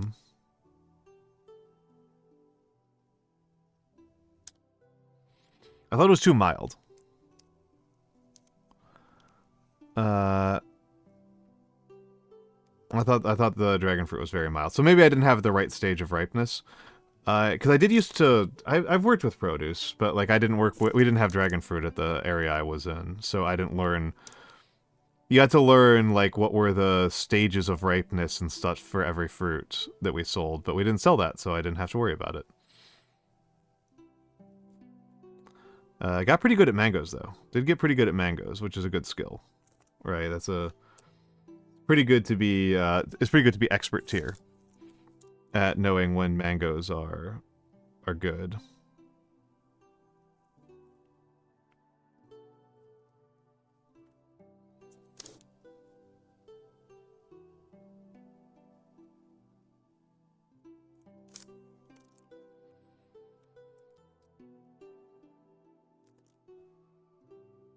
That's a pretty good thing to... Yeah, I generally rate mangoes as my absolute favorite.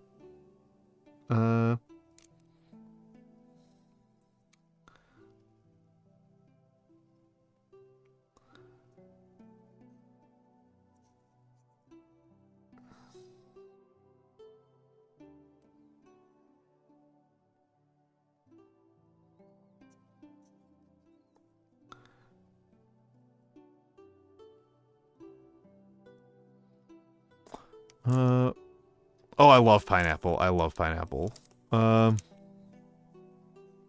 Yeah, I've only had the dragon fruits with the pink flesh. Not the pink flesh. The pink outside. The pink outside is the only ones I've had. That's the only ones that I've had. And let's get some of you in here. And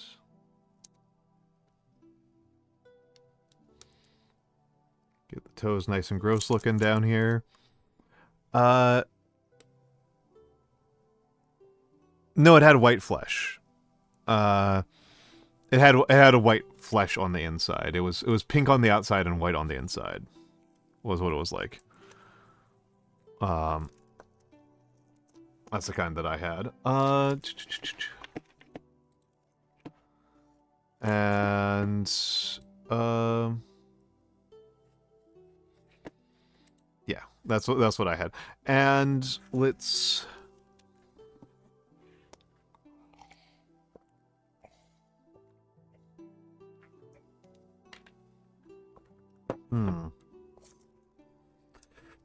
Okay.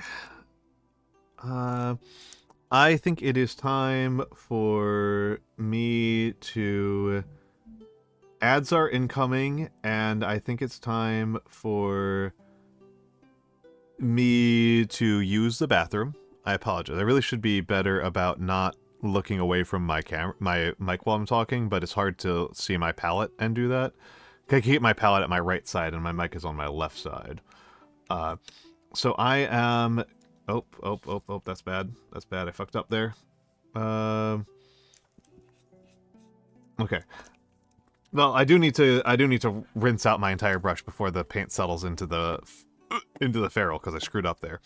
But enjoy the fan art as we go into ads, and I will see you all in a few minutes.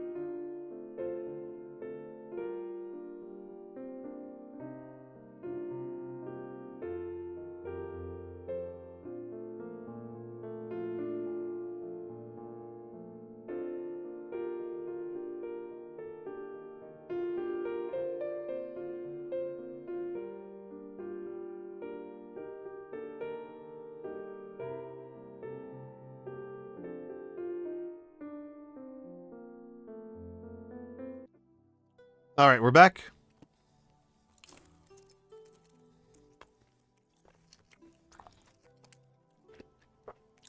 And gotta reset the droid cam.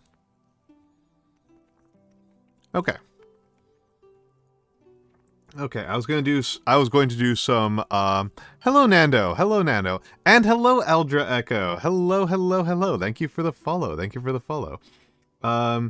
for people who don't know, it's going to give the pop-up in a few seconds, but if you don't know Nando is a long time streamer friend of mine, and he is, debuting on the 28th, yeah, I had some. I had a date. I had a date. Sorry, I didn't think the chewing would be that loud. I apologize. I like dates. Yeah.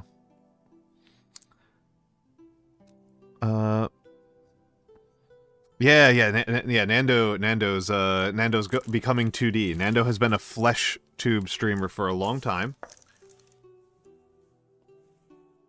Nando's been a flesh tube streamer for a long time.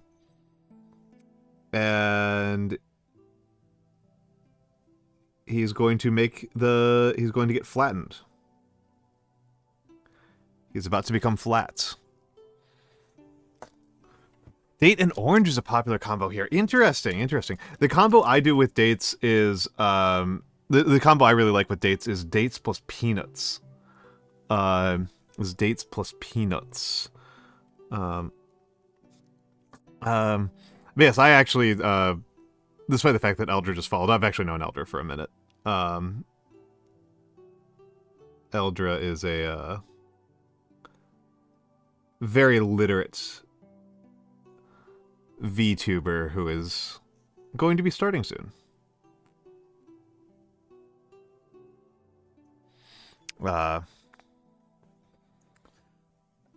Oh, I haven't thought about with boiled peanuts. Yeah, you thought I only chaperoned them. That's fair. That's fair. That's fair.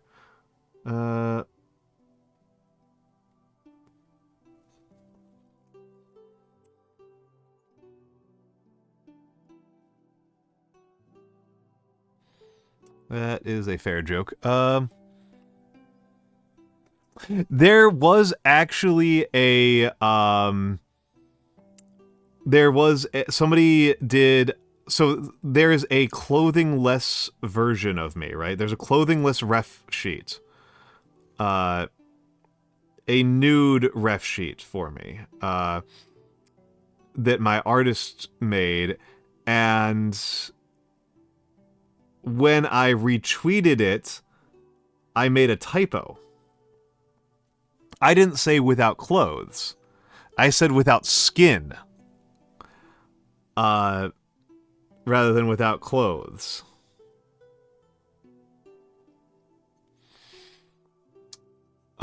Which some people said was, some fascinating lore implications. I apologize, I'm going to stop looking at chat for a minute here because I gotta lock in and get some very precise stuff in here. And I can't have my glasses on for this level of narrowness. So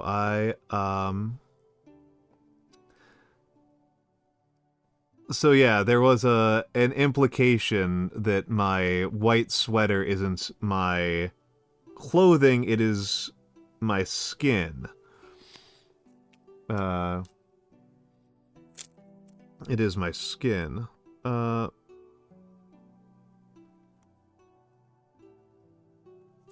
of course, one of those funny consequences of being on Twitch.tv, which is relatively international,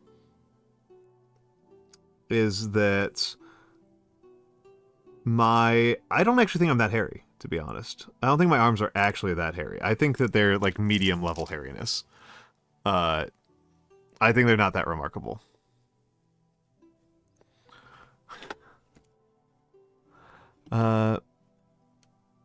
You can't. Yeah. That's.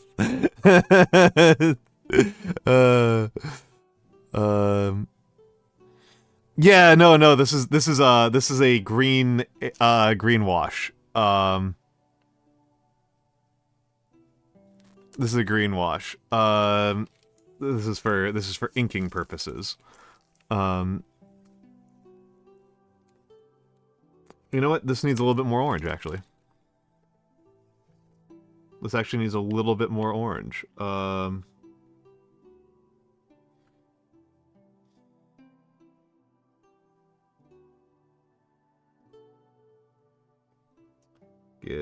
Get the out. Get the out. There we go. Like you got a tattoo sleeve but left the hands with. There's hair on my hands. There's hair on my hands. And again, I don't think I'm... Is this really that hairy? I know a lot of guys who are a lot hairier than me. I think it's a unremarkable level of hairiness, to be honest. Absolutely, I'll take it. I'll take it. I will take an origin of sepia fact. Yeah,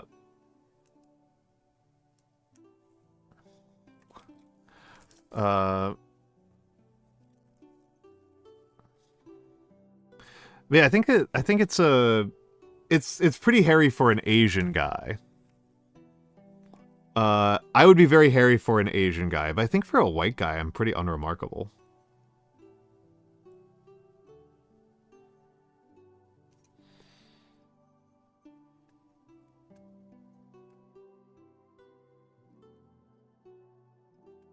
But then again, I generally... Oh, it's from Cuddle Fishing Staff. Excellent, excellent. I did not. I might have known it at some point in my life and forgot, but I definitely didn't know it today. I definitely did not know that today. Thank you. Technically, the light is a secretion? Yeah, hell yeah.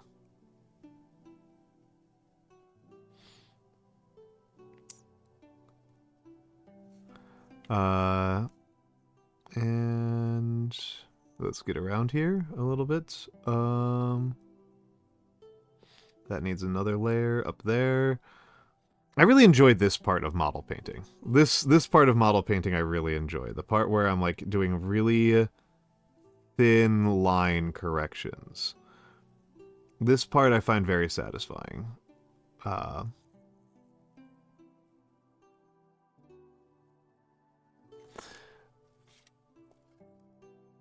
Yeah.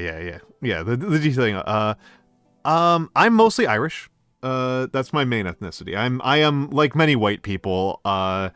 If I were to list off the whole family history, we'd be here for 20 minutes. The name, however, is Lithuanian, which I am not. I do not speak any Lithuanian.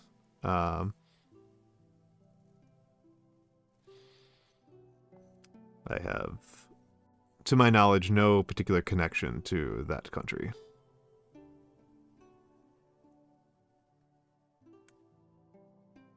Yeah.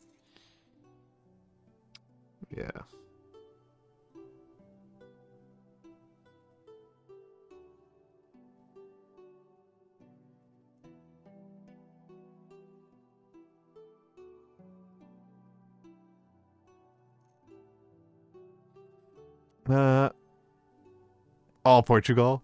That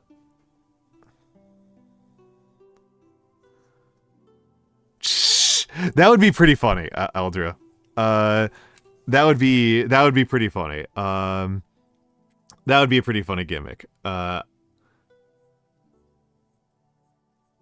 a very like Uwu's lab thing to do. It's pretty goofy. It is pretty goofy. I don't really need to worry that much about this wristband because it's going to get covered with a shield, but I still want to worry about it, if that makes any sense. Let's load this up a little bit more. Load it up a little bit more, and...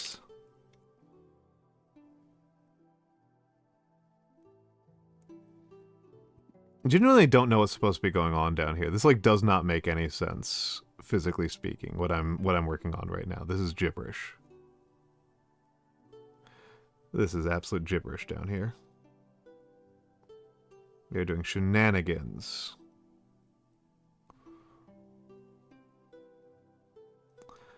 And let's get over here.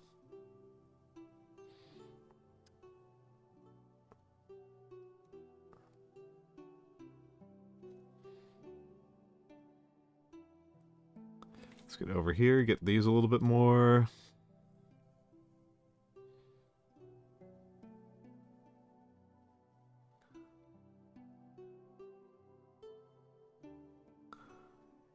Sorry, I'm locked in a little bit here. I'm a little bit locked in. Let me get back to you guys in a second. My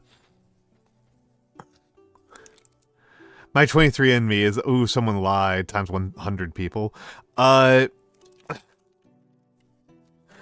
you really don't want to hear on the third date. That's true. That's true. That would be pretty funny. That would be pretty funny. That would imply either somebody has a very poor grasp of anatomy, or that somebody's partying, right? Somebody's got something. Somebody's got some pretty special equipment going on.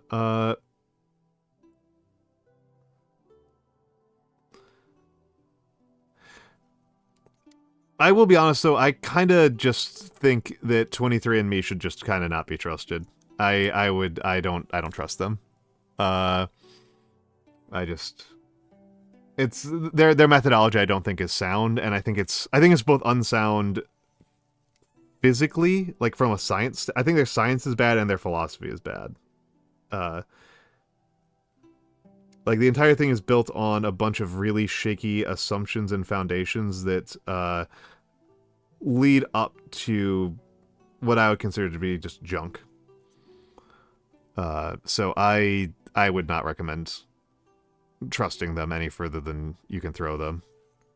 Admittedly, you can throw a 23andMe kit pretty far, but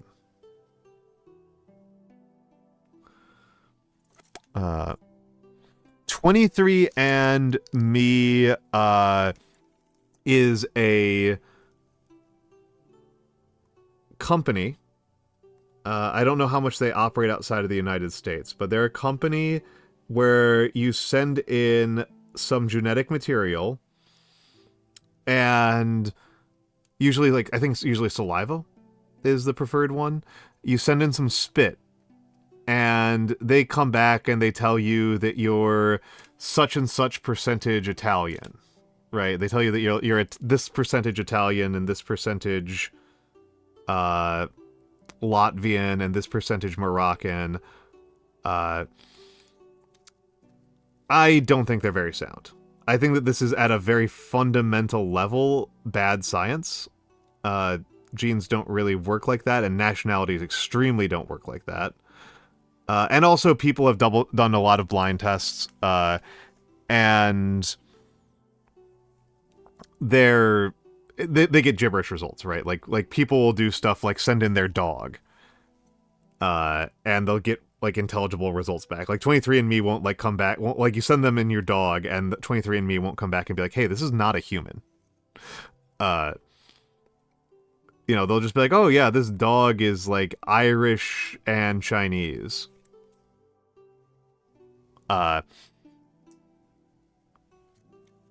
Which, you know,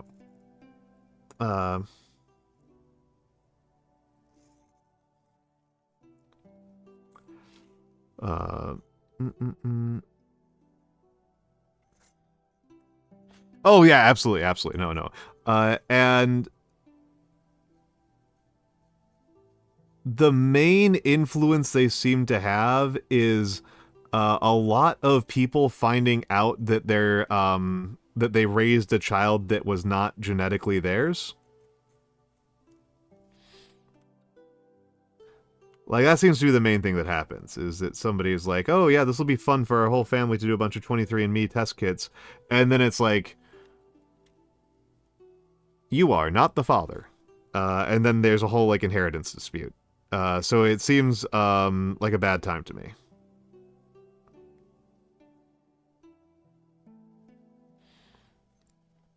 But I'm also just really kind of philosophically opposed to the idea that nationality is genetic. This might just be me being like, that's partially me being insanely American, right? That's partially me being like insanely fucking American, that like kind of fundamental to the premise of my country and to our functioning and to our prosperity and our success and everything that I've been able to say is like decent about the way I grew up involves rejecting the idea that like being American is something that is genetic. Which also, again, extremely white of me, right? Because, I'm sure that, because my claims to being genetically American are very pathetic. Yeah,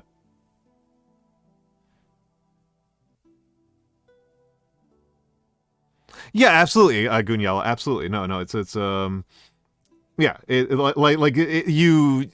trying to take 19th century nationalism seriously causes you to go insane. It requires that you ignore almost all external evidence about the world. Nationalism is like the idea that like there's like these very clean genetic links between geographic regions that are durable for long periods of time. That's a 19th century invention for selling poems. That's not a thing that has much to do with any scientifically findable data, right? It's bullshit. It is a... Yeah, absolutely. Oh my goodness, yeah, Owlinga has it exactly right. Like, having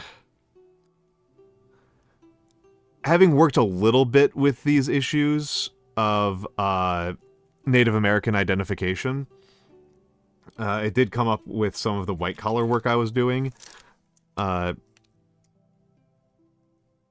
am not myself Native American to any extent more meaningful than, like, probably have some Native American ancestors just because that's pretty typical for white people to have a couple of Native American ancestors. That's just what happens for white Americans. Like, other than like that level, it's... I don't have like a personal stake in this. I don't have any personal reason to believe that I'm Native American. And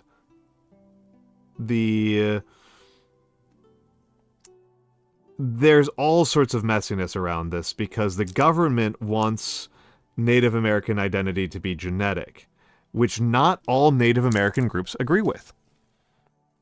Not all Native American groups agree with that, because Native American groups are political organizations first. They are political organizations first, and very famously, the Cherokee style themselves as a constitutional republic on similar grounds as the United States and the Indian Union, and the Cherokee are pretty forceful about their belief that if you have Cherokee citizenship, you are 100% Cherokee. If the Cherokee Nation recognizes you as a Cherokee citizen, which does not require any particular lineage, they claim the right to make new citizens, to, say, okay, this person is now a citizen of the Cherokee Nation. That person is now 100% Cherokee, which is not something the U.S. government likes very much. The U.S. government likes being able to say this person is 1/4 Cherokee. This person is 1/8 Cherokee. This person is 1/4 Cherokee, and therefore they get these benefits. This person is 1/8 Cherokee, therefore get these benefits, or lack of benefits. And so, that's like an ongoing political dispute inside these United States. Yeah, we are talking about Blood Quantum, and Orc Florist probably knows more than I do, because Orc Florist has a roommate who's a First Nations historian. And I know a lot less about how it operates in Canada because my familiarity with it in America is very much contextualized on how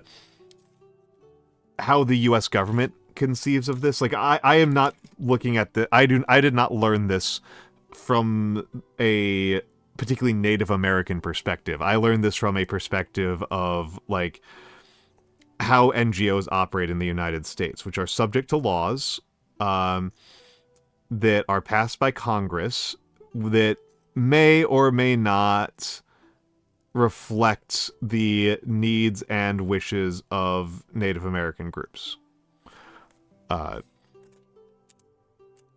Right, like it may that sometimes it reflects it, sometimes it doesn't.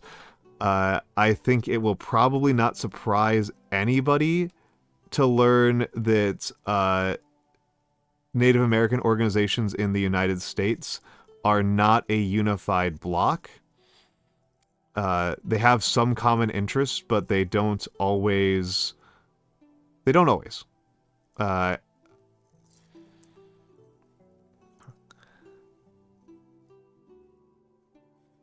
Yeah, you have to trace your heritage back to the Red River settlement. Yeah, that's crazy, right? That's pretty crazy if you ask me, because like I know what Mate means, and or as those Americans say it, metis, and it just like does not mean that.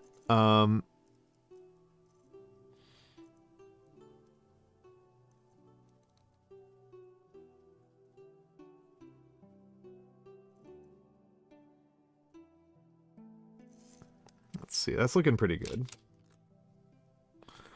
That's looking pretty good. Here is where I've got some lack. Here is where I've got some lack. And thank you for telling me that the highlights are looking good. Thank you for telling me the highlights are looking good, because that's one I worry about quite a bit, right? You know, it's a...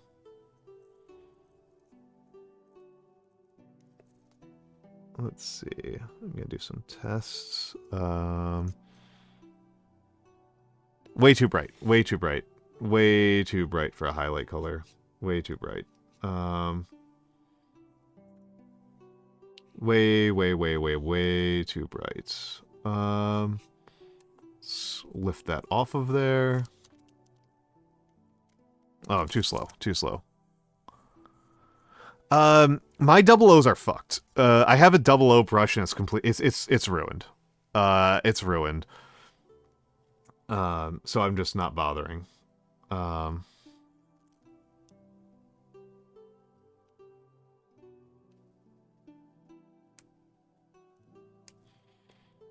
think that might... That's lighter, but the saturation's less severe, so I think that will work a little bit better. I mean, here was just a wrong color choice, right? Alright, Aryu, have a good night. Have a good night, Aryu. It was lovely to have you stop by. Oh, and Ruby Lighter Fluid. Thank you for the follow. Thank you for the follow. Yeah, it's yeah, I'm doing some figurine paintings. And we're talking about the extremely lighthearted topic of Native American and First Nation political history. While I'm here. So yes, welcome in. I warn you, if you are expecting somebody who is particularly good at mini painting, you are not in the right place. I am very novice. This is something that I am picking up because I feel I like exercising my manual dexterity. I like exercising my manual dexterity, and what else is there to say? I like to exercise my manual dexterity. I like to get better at this. Oh, you like my voice. That's very good. You found me through Saf. Thank you, Saf. Thank you, Saf, for sending somebody my way. Thank you, Saf. Thank you very much, Saf. Saf is a dear friend. I'm sure I've mentioned her a million times, but I have a lot of affection for Lady Saffron. I have a high degree of affection for Lady Saffron. She did one of my models. Um, she did one of my models. And let's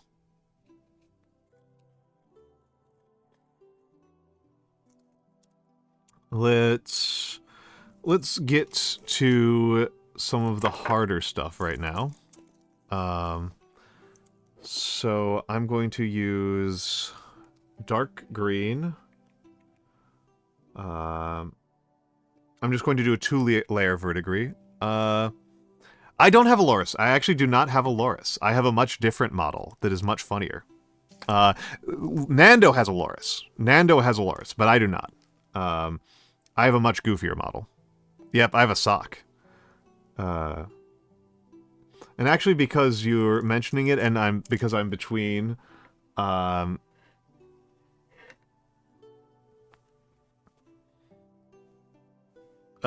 I'm between paint strokes. Yeah, here, Alinga did it. There's my sock model. But also, I have another sock. The sock Almantas is real. The camera's way too close right now. To get it in there. Yeah, real sock. Yeah. No. Saf is I feel like me and Saf are actually pretty good friends. Saf and I don't collab very often, but we do talk pretty frequently. So I think we're friends. I hope she thinks we're friends as well. But yeah, I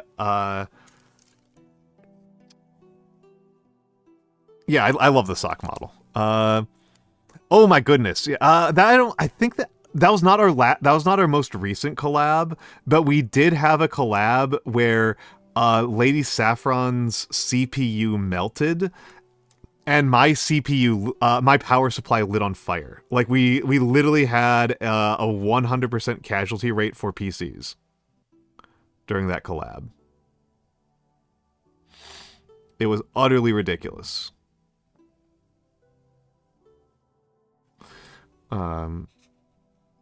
This is not thin enough. This needs to be thinner. That's probably good.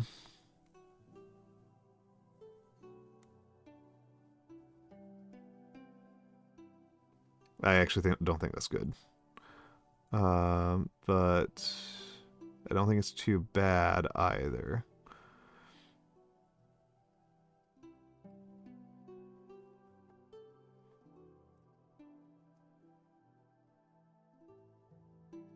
Well, it's like just a little bit locked in right now. Yeah, during the collab, like I was in the middle of we were doing a collab, and so we were both hosting, and then like she just drops completely from the call, and I'm like, oh, I guess she's got some tech difficulties, and then I get a Discord DM from her, and she's like, my computer is burning, and so I just kind of keep on, and like we stop it as a collab. I kind of keep playing because I'm having fun with Crusade. It was Crusader Kings 3, and I'm having fun. And then like literal sparks go flying out of my power supply and light on fire.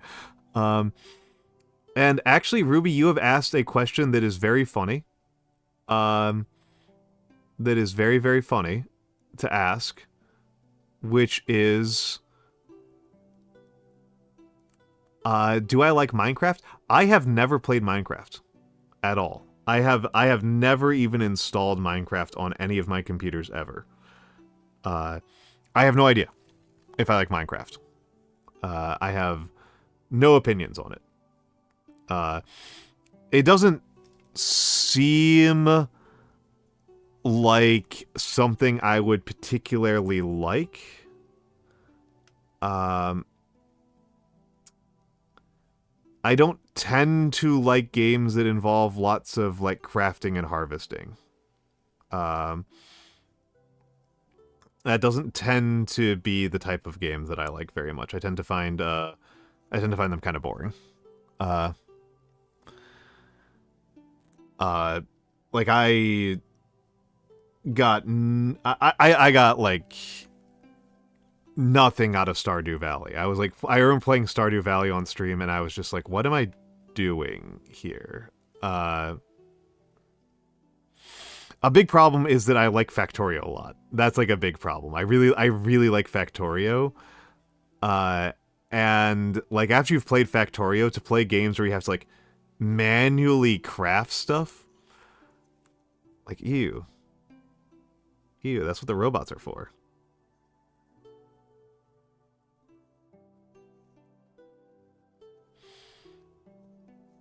I probably used way too much here.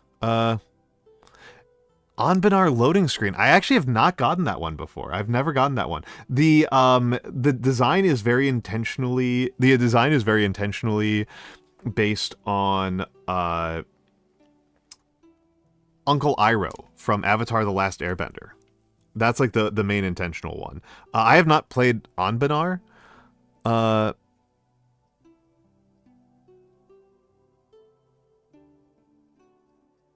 And I gave my old account away. Yeah. Well, I mean, Ao Ling. I think Ao Ling has been here long enough to have seen that. Like, I am like perhaps the world's worst. I am perhaps the world's worst Dark Souls player, but I'm actually kind of good at some genres of game. I'm really bad at games that involve lots of like reflexes, but I'm actually kind of good at programming games. I've played, in particular, I've played Opus Magnum on stream a couple times, and I'm like not bad at Opus Magnum. The Dark Souls playthrough is available on my YouTube. I'm going to be returning to Dark Souls soon. Kirill, would you be willing to do a video recording to the effect of that? Would you be? I've been. We're going to be returning to Dark Souls soon, and I kind of want to do like a trailer for it where I have various VTubers do little one-line reads. Yeah, sequence puzzles I'm pretty good at. Sequence and optimization puzzles I'm pretty good at. And as you've seen, I'm pretty good at Redactyl. I definitely cheated today, but like Redactyl's the type of puzzle that makes a lot of sense to me.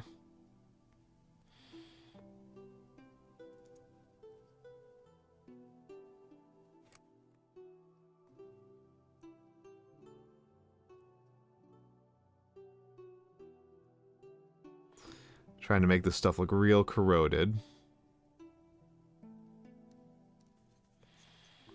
Trying to make this stuff look really, really corroded in here. Sorry, Chad, I'm paying attention to my corrosion. Oh, there should be a... Huh, does the Discord not work? Does the... Hold on. That command should work. That command should work. I don't have it set up...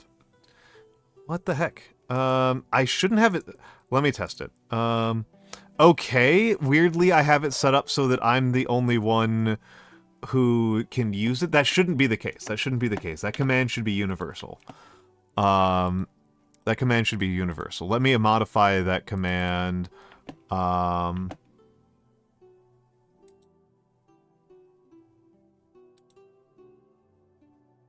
So somebody try out the lurk command and see if it works. Have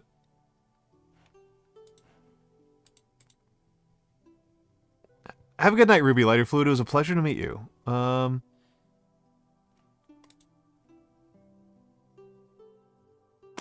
That shouldn't be the case.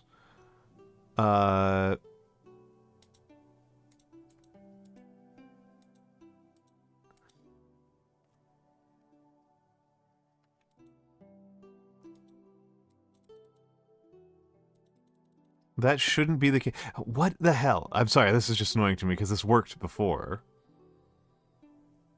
Global cooldown 0. Yeah, no, the lurk command, there should be a lurk, socials, and throne command that all work. I'm sorry, this is annoying to me because it should only be denied. It should only deny to... Here, let's see if turning it on deny to VIPs alone does anything. Deny to VIPs. Try it now. I use StreamerBot. I use StreamerBot. I don't have any VIPs because I'm indecisive. So that's what it should look like if anybody else uses Lurk. There we go. Okay. Whatever. Whatever. I don't have any VIPs, so...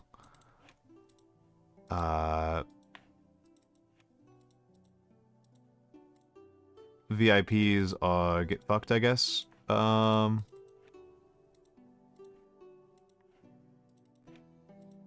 0 VIPs. And hello, Vika. Hello, Vika. Welcome in, welcome in, welcome in. Honestly, it's just out of laziness. It's just out of laziness. I contemplate doing the, yeah, it's Vika. I think the way that, that Charlotte and some other people do, I haven't seen you in a minute, Vika. How are you doing?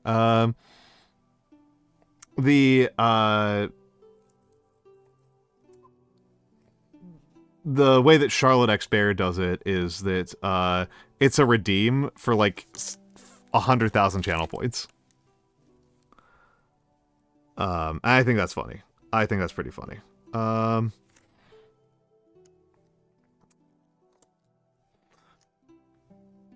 And let's... Busy. Yeah, I haven't seen you in a minute. I hope that you're doing okay. I hope that you're doing okay. I am doing some mini painting.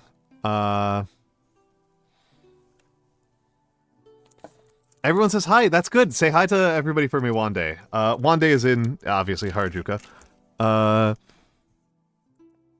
Yeah, because they are limited. That's like kind of a thing, right? They're kind of limited. And again, like, I'm just very indecisive, and this is one of those things where I'm like pretty confident that as soon as I start using it, I will hurt somebody's feelings, so I think I'm just gonna leave it alone.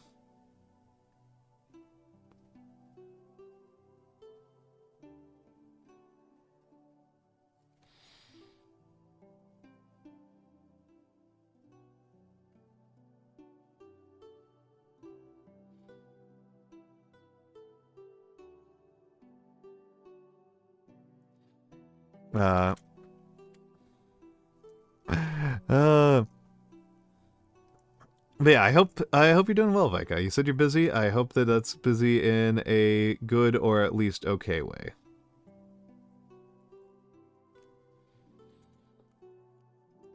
It just hit me that I missed some spots really badly on this one, and I had to go back and redo them. But yeah, watering it down this far is good. Watering it down this far is good. That's good. That's good.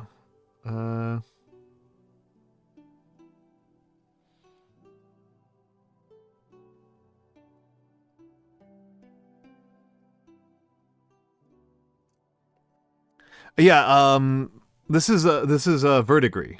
Verdigris. It's a form of corrosion for copper that that goes like from the inside out, that like recesses inward. I don't actually know that much about it because the chemistry, when I was studying chemistry, I kind of focused on like P-chem and quantum and analysis, right? I wasn't doing very practical chemistry. I was doing, well, I guess it was practical chemistry if I was doing, if I had become an environmental chemist, it would have actually been pretty practical. Or even in pharma, some of the stuff I would have used would have been okay for pharma. But I like quantum. I've not much, but not zero. Orc Florist, not much, but not zero. Uh, and yes, Vika has it correct. This looks like that frigging awful Brad Pitt costume that they've got. It's God, that looks dreadful. And like Achilles is like the one person we actually know who did a horned helm.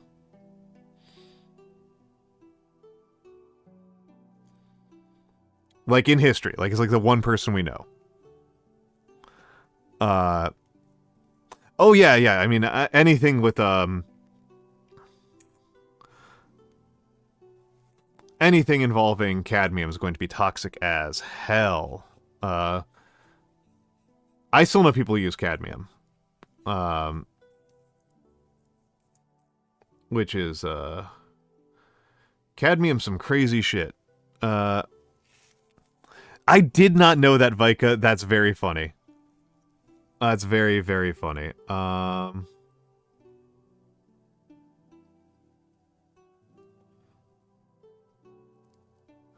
That's very, very, very funny.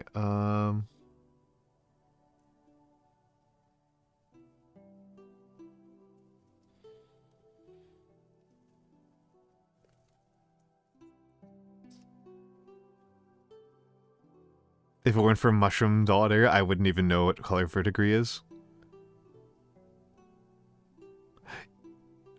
A Tom and Zendaya vampire movie would be pretty cool. I don't... Why'd they switch it to the Odyssey?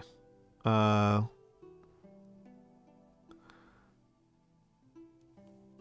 does that even happen?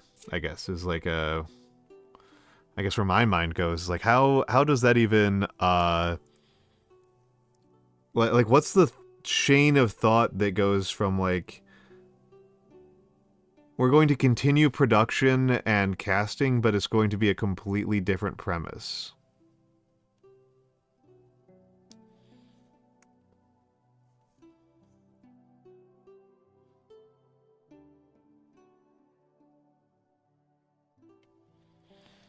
Like I don't know, that's just weird. Yeah, that's like it's like I'm like what is and like it like star-studded movies aren't like a big deal these days. Like it's not like this isn't the 90s.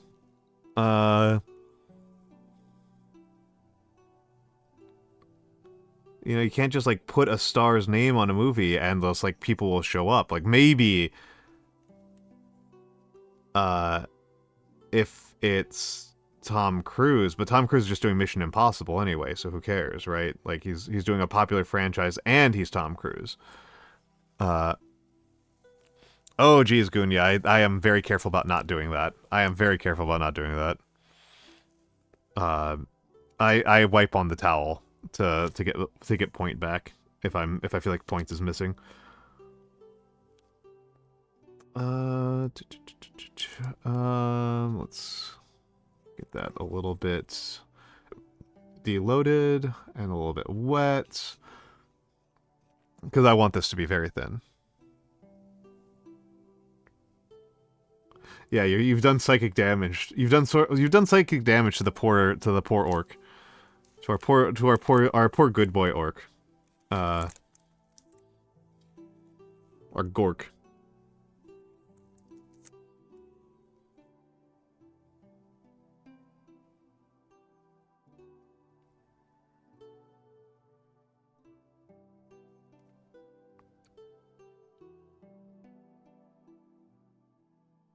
But yeah, I don't know, man. I mean, this is at least the excuse of the... Yeah, like the extravagant armor looks like it's wings on these dudes' back. This guy is very this guy's very fantasy, right? This guy is very, very fantasy. This is a model for Conquest. Last Argument of Kings, which I think is a cool game that I have not gotten the chance to play. I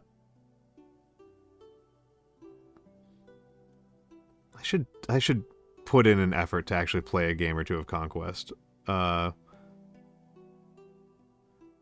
probably won't play it in real life, but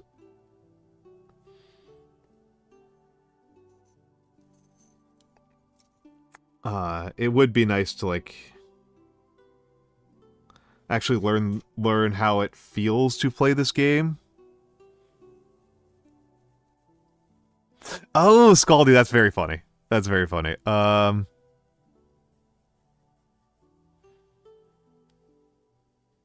would I?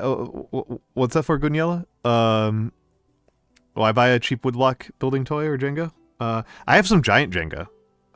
My monitor stand is actually 6 Jenga blocks from a giant Jenga set.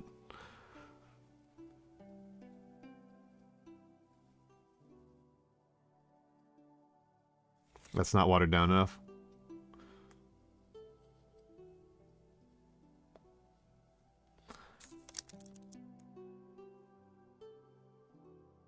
There we go.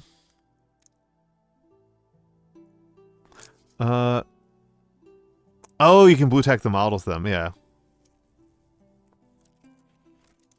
Yeah. That's not a terrible idea. That's not a terrible idea. That's not a terrible idea. Let's get a little bit in here.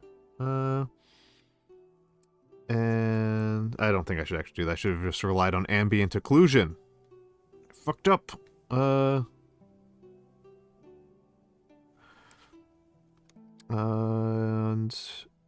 I think I might be good on what I can get done with the verdigris. Oh, no, I'm not. I'm not. I'm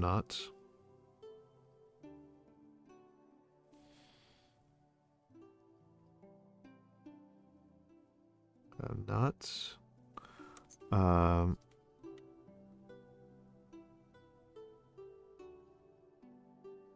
There, that's pretty good, and let's get some in here. Sorry, so I'm gonna get a little bit locked in on this. You grabbing the names from Wikipedia. I assumed, right? I assumed, Scaldy, that you were not pulling that one off the top of your head. For if nothing else, like if you're pulling a star name off the top of your head, why would you do that? Why would you pull like a numbered one and not Beetlejuice? Or Altair, or something along those lines, right? And yeah, he's supposed to look like a bit of a fucked up copper zombie, right? I'm going to let him rest for a minute. We're about to get into ads, which is probably good timing because I want to replace my paint bucket. My paint bucket is something of a... my water bucket, I should say. My water bucket for my paints is something of a disaster right now. So... that'll be good.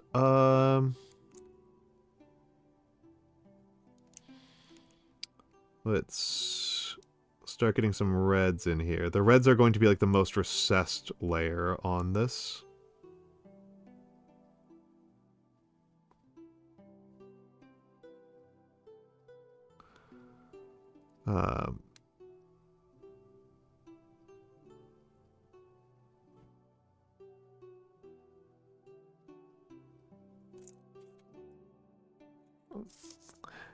Yeah, it's a ridiculous shield. I know star names from... And yeah, you're pronouncing it Beetlejuice and not Beetlejuice. Which...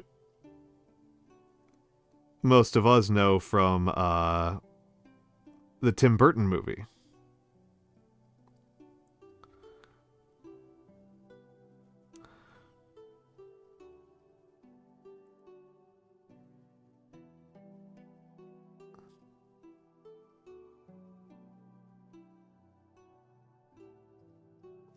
Where I know that from. Yeah, this is a ridiculous shield. This is not even the most detailed one in this set.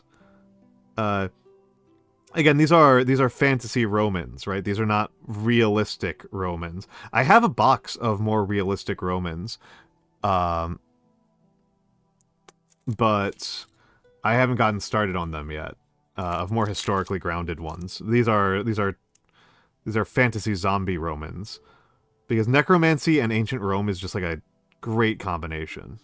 Hits really hard. Uh,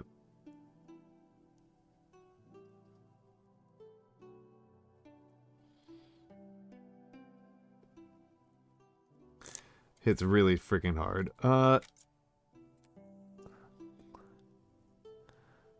Some pretty crazy Warhammer Shield of Winged Angels and stuff. Yeah. All right, all right. Yes, it is Nando. It is pretty late in Portugal. It is pretty late for the Portuguese. The Portuguese and Portugals. So please have a good night, Nando. It's very good to see you, and good luck on your debut. Uh, he'll be debuting over on YouTube on the 28th.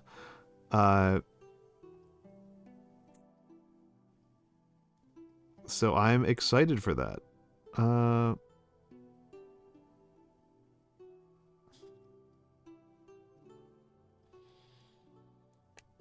I am excited for that. Okay.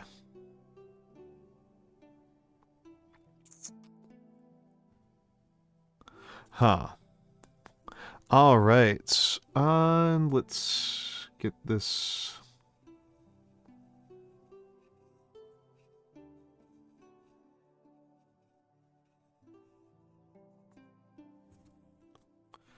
And let's take a look. What do I have on here? Oh, I could have done the verdigris on the pauldrons while I was thinking about it. That would have been simpler. That would have been simpler and smarter than what I was just doing right here. A shame. A shame. Too late for that. Too late for that. And let's get some stippling in here. Let's get a little bit of stippling in here. Which is a technique that Nagi really likes, but I'm not so sold on. I'm not so sold on, right? I'm not terribly sold on it as a technique.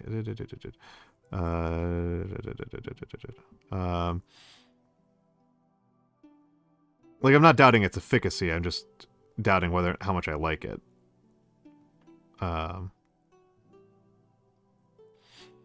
Because it kind of like it's time efficient if you can do it correctly, but I don't really want to be time efficient. Yeah, stippling. Yep. Not steepling, stippling. Stippling. I don't know. It doesn't resolve the problems I have. It doesn't optimize for the solutions that I want to optimize for.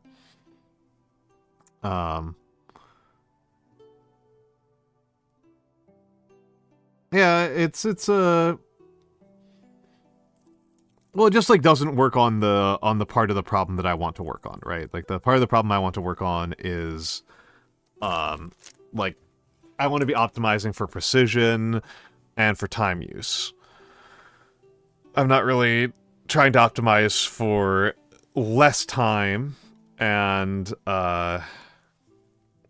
like slicker techniques.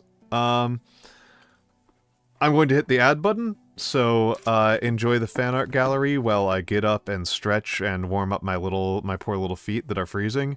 And everyone have a good fan art gallery, and I'll be back in a couple minutes.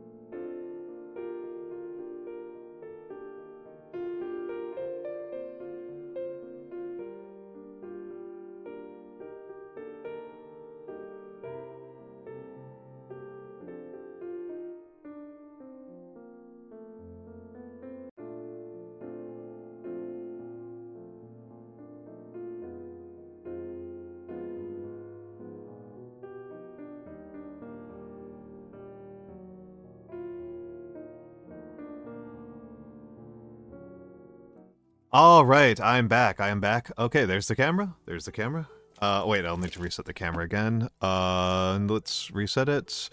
Thank you, Matthew. Thank you, Matthew. Oh my goodness. Okay, okay. I probably will be ending this hour.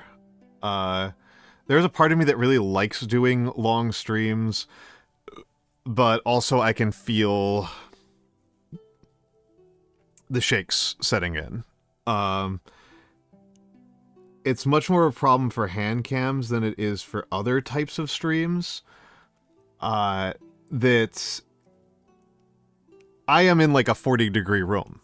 I am in like a 40-degree room, and so that means that sitting still and barely moving in like a 40-degree room is really wearing. And I'm on like 2 to 3 hours of sleep.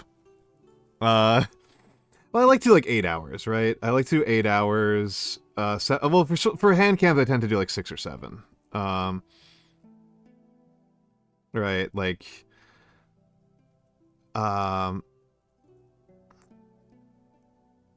but I got very little sleep, and tomorrow's stream is a big one.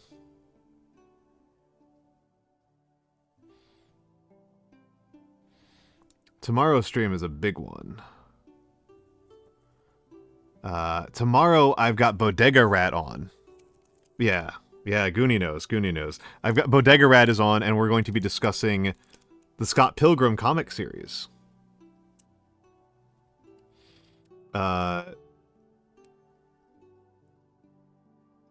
Because Bodega Rat, as an artsy-fartsy millennial girly, that's probably one of the most influential... You know, there's a good chance of that being one of the top, like, 10 influences on her life. You know, alongside,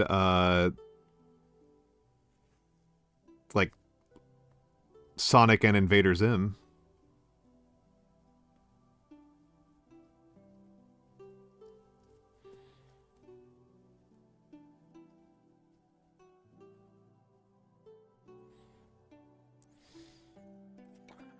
So, I like Bodega a lot. Bodega is very fun. She's super good at this. Like, I'm excited for it. I'm excited. That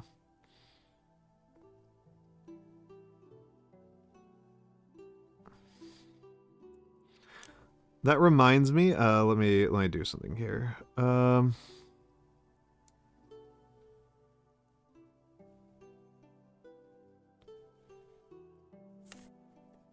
Okay, hold on a second.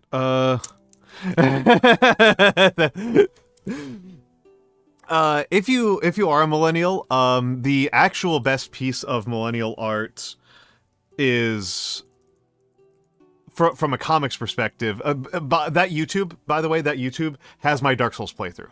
That YouTube has my Dark Souls playthrough. If you want to watch the worst Dark Souls player, that is how L:Q puts it. The worst Dark Souls player. That's where you go. That is where you go to see the single most incompetent Dark Souls playthrough. Part 4 will be posted soon. I need to make a thumbnail for it, but that'll probably be posted over the weekend. But yeah, it is. I am the worst Dark Souls player.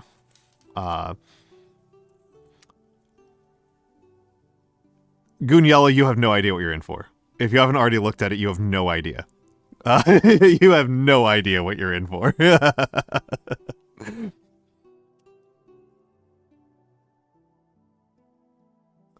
I think I caused one of my mods to have a nervous breakdown. Nanomancer had to leave his computer while watching it. L:Q got tilted just watching me. I am so bad at Dark Souls. I'm very bad at reaction-based games. I am very bad at reaction-based games. I didn't get tilted. I'm very proud of myself as a performer that I was cool as a cucumber. I was having a great time. But YouTube comments have been stuff like, what is wrong with you? And bruh.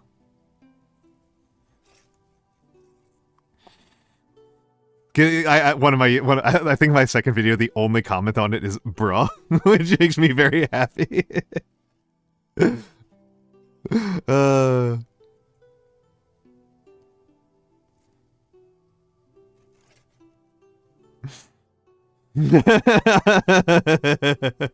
I will admit it would be better to do it as an edited video rather than me just dumping 20 hours of VODs.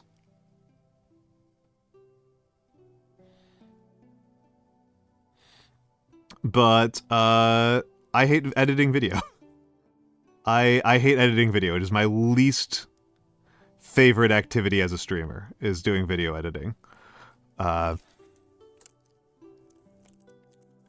mean, some people do like it, but from a perspective of using YouTube intentionally and intelligently, it would be the better way to do things. I just really despise editing video.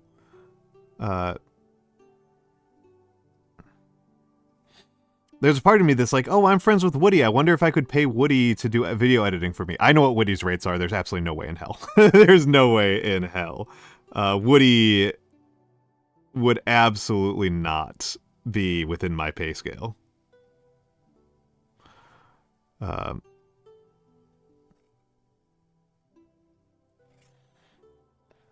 Woody is a pro.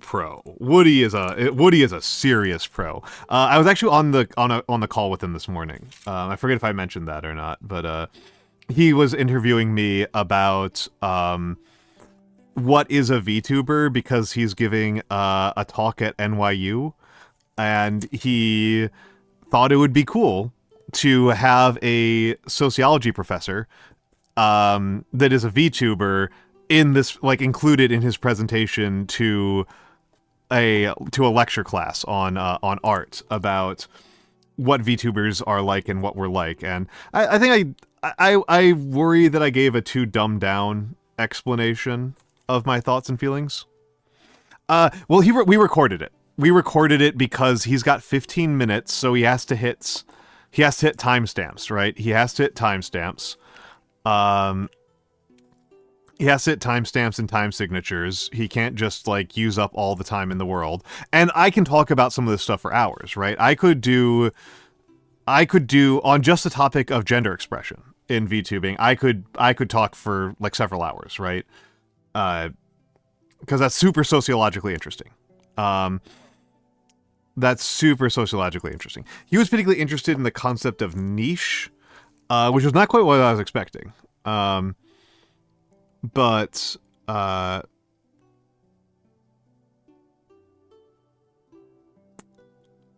thought I gave him some good information.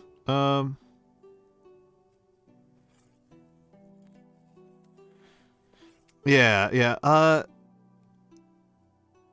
I was expecting to be more kind of like what is VTubing as an art form, or what is like what is, like, sociologically interesting about VTubing. Those are the two kind of things I was prepared for. But, like, I get it, because I've got an odd niche, right? I've got an odd niche.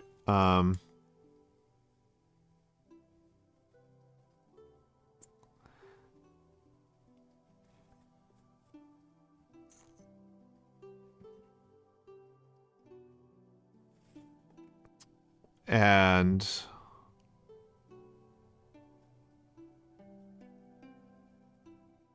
God, it's really hitting me how much I need more browns. I actually love browns. I cannot answer for other people, and to a certain extent I have to a certain extent misidentified my own niche, right? Because I kind of focus on when I started out, I really focused on like the more intellectual and a gamer side of things, right? I thought I was going to be like Cleo IT. I thought I was going to be playing history games and talking about their influences. And I do that sometimes. But that's... I think people much more watch me for like... Quite a few people watch me as a sleep aid. Quite a few people watch me as a sleep aid. And...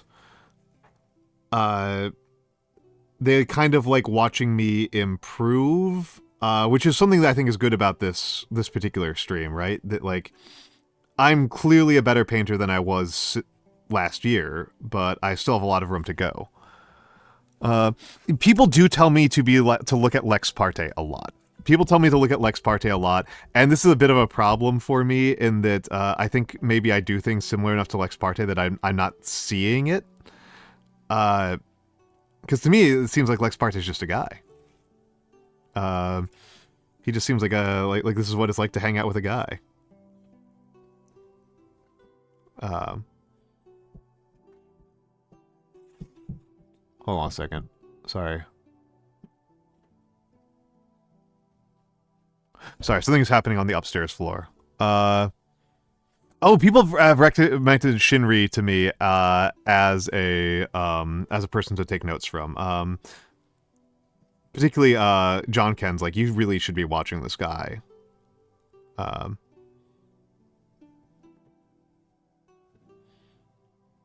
then of course I go and I just watch more Schemy. You know, I watch Schemy be Dorney and stuff like that.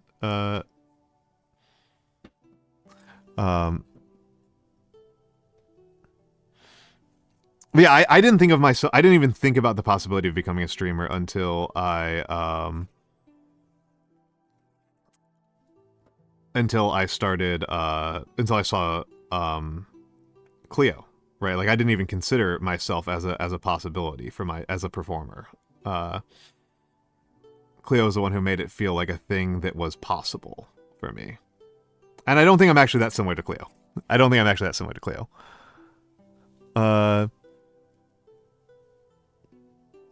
Josuji Shinri. Also, Vika, are you there? Because there's something I want to ask your opinion on. If you're here. Yeah, Cleo was a big inspiration to me. And it turns out like just I stream differently than her. It's not like a disagreement. It's just it's just like as an attitude and as an actor, I'm a different type of person. I have a different sense of humor than her, but like I like seeing that like people wanted somebody who was like not super hyper. Yeah, I'm not getting rated by Rando Corpo from you. I was like, that doesn't make a lot of sense. I was like, willing to roll with it. So, Vika, I want your opinion on something. I kind of want your opinion on if you think this sounds pretty good. I've been experimenting a little bit with some branching out on my skill set. And apparently some people react pretty strongly to this. Gotten some pretty good reactions. So, been thinking about branching out into this skill set, and I was wondering as an enjoyer of all fathers, if this was a good effect.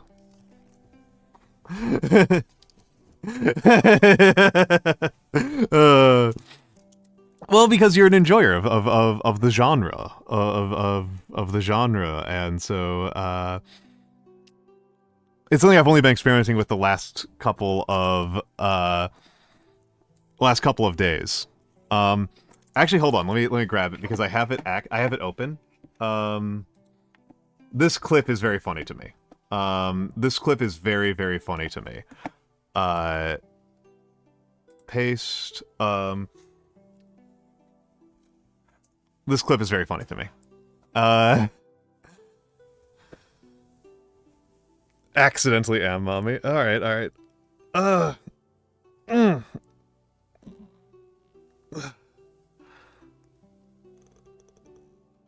Stretching out.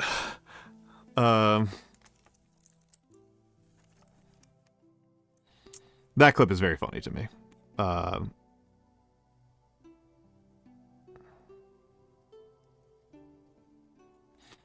Let's get a little bit more of this charcoaly layer. I am thinking about that, Gunyel. That's kind of like what that's kind of like where my head is. I'm a very slow moving person. I don't know if people have caught on to this, and if you haven't, welcome to the channel. I move very slowly and deliberately, and when I make decisions, I usually double, triple, quadruple check my decision-making process. I usually have like 5 other people sign off on everything that I do that's a significant change. I don't trust my instincts very much, is the core of it. I have felt like my instincts lead me astray. I feel like my gut is very poor.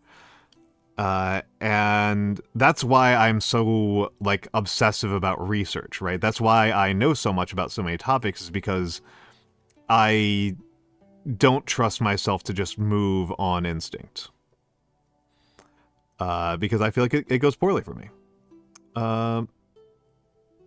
So I try to move very much on deliberation and thought.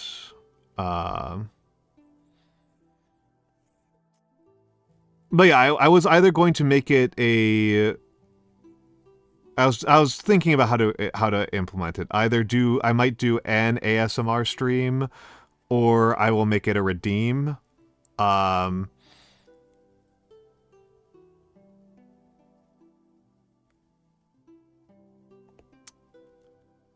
And if I do make it a redeem, I'm trying to figure out if I'm going to make it a channel point redeem or a bits redeem. Because I made my calligraphy thing a bits redeem, and it's then nobody used it anymore. Welcome in, Wise. I love Wise. Wise the AI is wonderful. Wise the AI is a very cool dude. He's a very, very cool dude that people should know about. People should know about.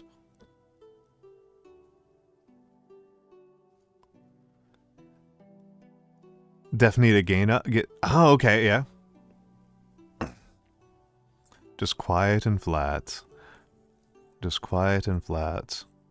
Yeah, the ASMR is, like, I think, within brand. The main thing that has stopped me historically is that I don't experience ASMR.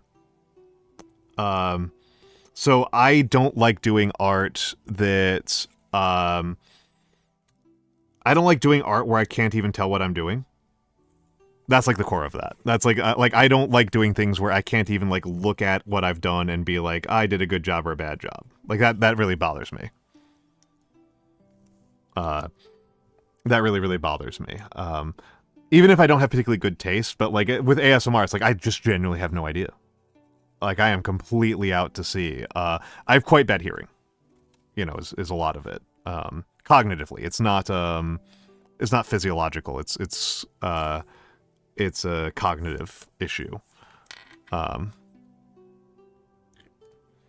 KS. Well, the thing is, like, as an American, I've been learning to downplay the because Americans are very hissy. Americans are very, very hissy on their S's. You know, it's we're very sibilant as a category of person.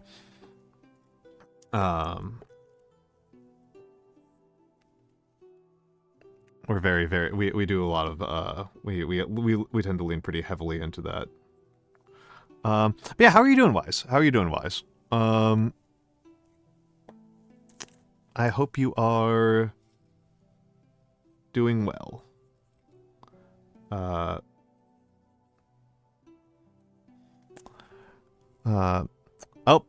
did I get shubbed?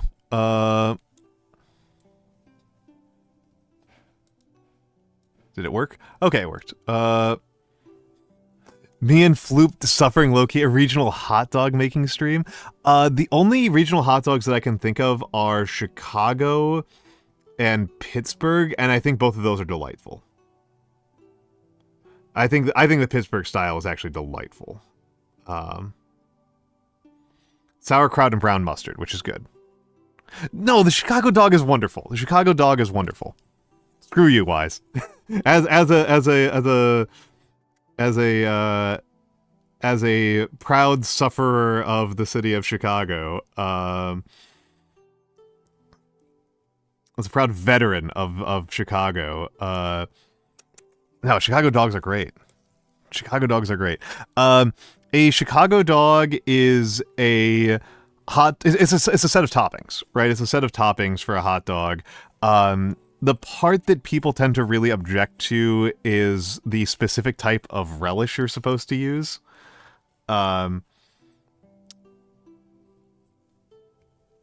It's you're supposed to use like a really awful type of relish. Oh, that's interesting, Guniella. I figured that you did because it's like all that Mako Fukusama eats. I figured that like she at least had like a steady supply. Yeah, the pickle spear, the celery salt, the jarred peppers are wonderful. I love those jarred peppers. Those are the sport peppers, as we call them. The sport peppers. I love those because they're basically very tiny banana peppers, and banana peppers I think are delightful. Pickled banana pepper I think is an excellent flavor. That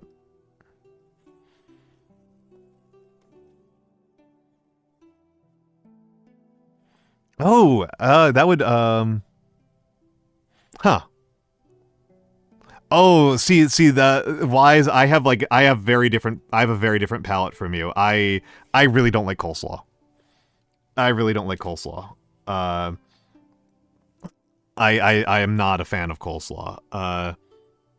My cooking style tends towards bright, towards like bright and bold, and pretty against like fatty and rich.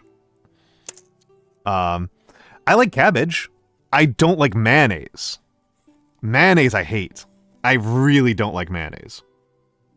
I like cabbage a lot. I cook a lot of cabbage, but like the main way I cook cabbage is stir fried with soy sauce and xiaoxing. Soy sauce, xiaoxing, garlic, crushed red pepper. That's how I tend to have cabbage.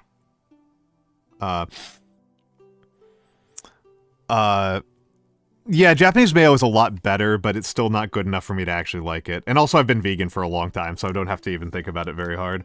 But yeah, in case people are wondering a little bit about the my flavor profile, I did a tier. I don't think I actually ever did a tier ranking of cuisines, but my S tier cuisines are Mexican, Ethiopian, Shanghainese are like my obvious ones.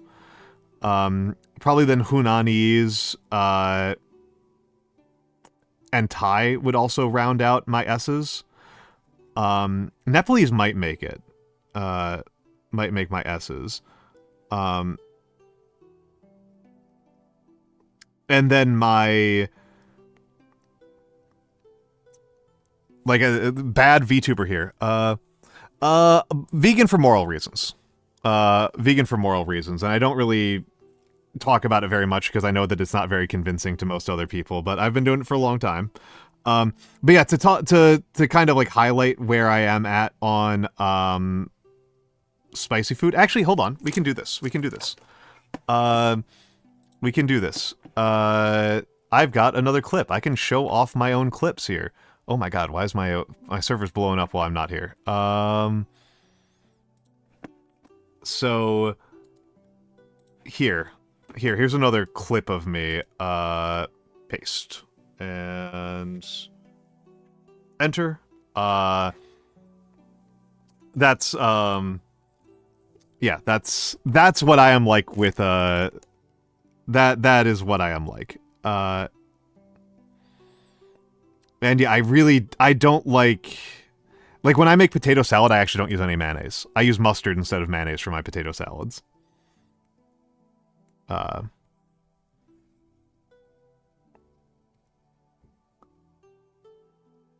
that's where I'm at on this. So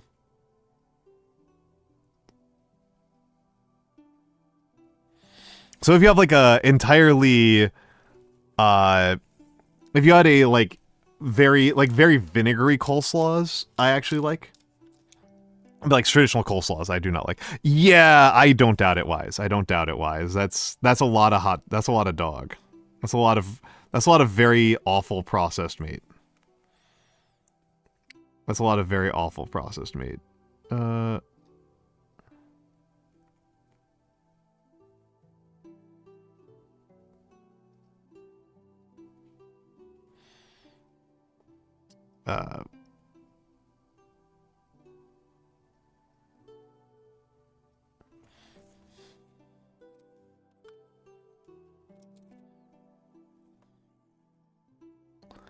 You are the one who's been grilled. But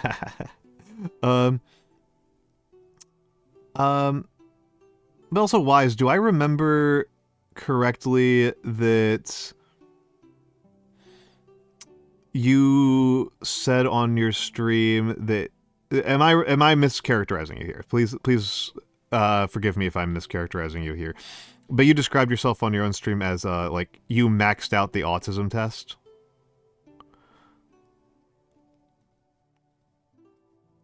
Forgive me if that's like not one of those things you want to talk about.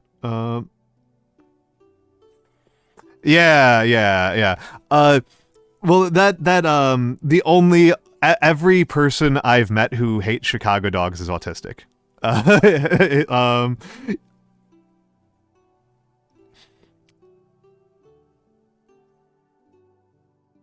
mean, no shame if you are.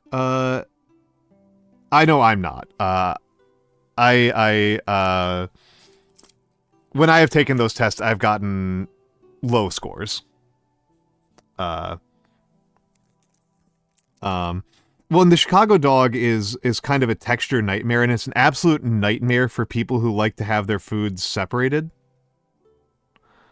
For people who like to have eat like one thing at a time, it's like the Chicago dog is like an absolute assault on that style of food preference.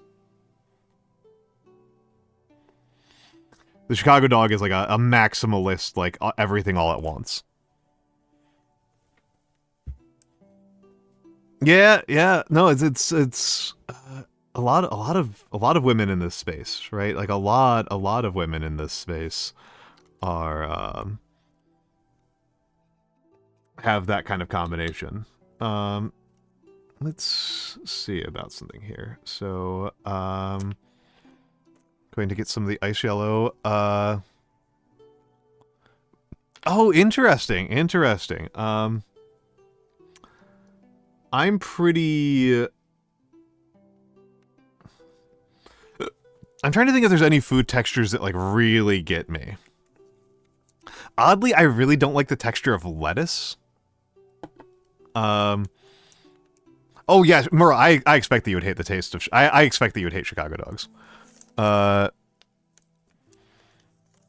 That's pretty funny, Vika. That's pretty funny. I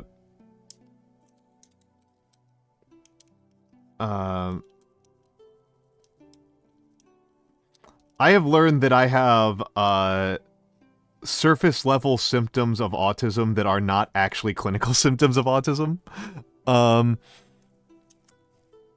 Murrah, you're a very orderly and organized person. You like things to be in their place, and the Chicago dog is an exercise in chaos.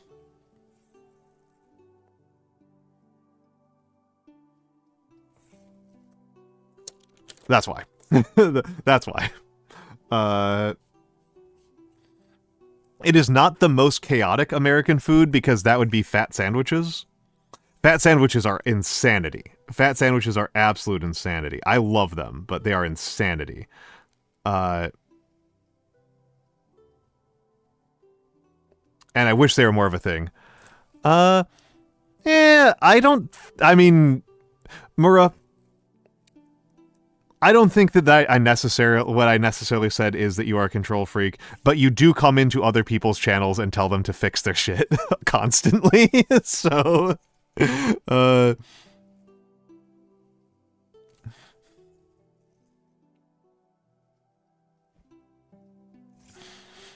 uh, yep. All my VTuber friends gave me fidget toys and such after meeting me. Yeah, it's but yeah, no, I don't have any of the like actual symptoms. I don't need to be constantly stimming. I don't have the aversions. I don't have the limited interest range. I don't have trouble reading facial expressions. That's a big one. But I do know how to play paradox games.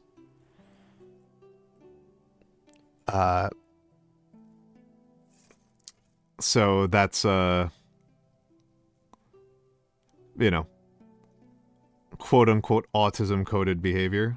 But again, like Cleo, I don't think me or Cleo are autistic, to be honest. It's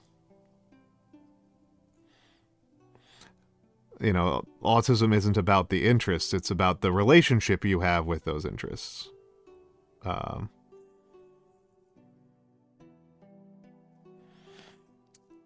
Yeah, I don't tend to struggle with that super bad. I do struggle with thinking people hate me, because I've got plenty of anxiety issues around that, which are easily explained by other issues with my mental health. I'm not saying I'm sane. I'm just saying I don't have this particular syndrome.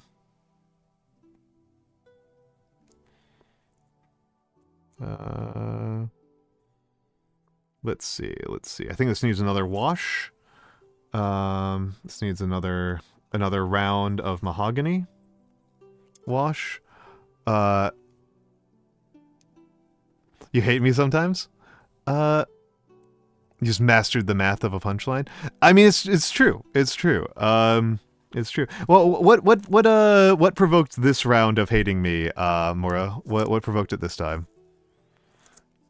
Oh, that's really good to hear, Wise. I wasn't sure that I was getting that across at all. I was afraid that I had if I had underdone it really badly and was going to start working on adding some more effect for it. It's a shoulder envy. That's fair. They are great shoulders. They are great shoulders. My model Papa did a really good job. I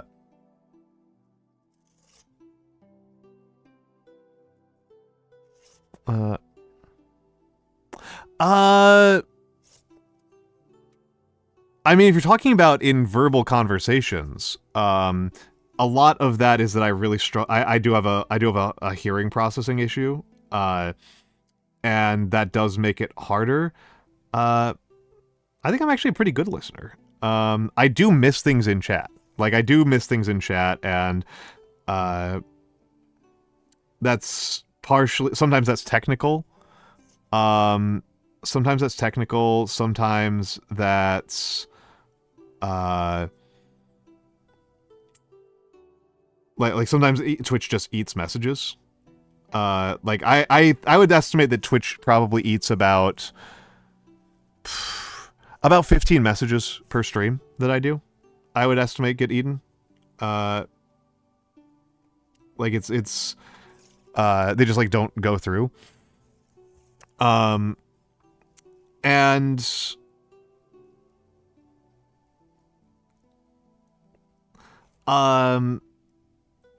if it helps you, Mura, at all, I am not a very spite-oriented person. Spite is not a meaningful motivator to me. I don't really relate to people who are, like, heavily motivated by spite. If I don't respond to something, I either didn't see it or I didn't have anything particularly interesting to add to it. Do Brad out sometimes too. Yeah. I mean, I do like making fun of you. I do like teasing you, Mura. I think that we are enough friends that I can tease you, and it's fine. Gotta get some details in here.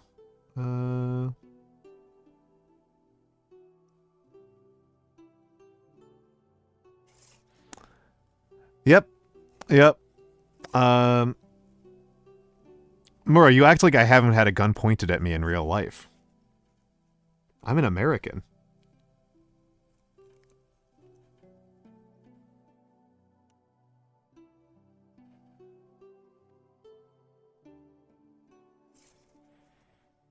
Yeah.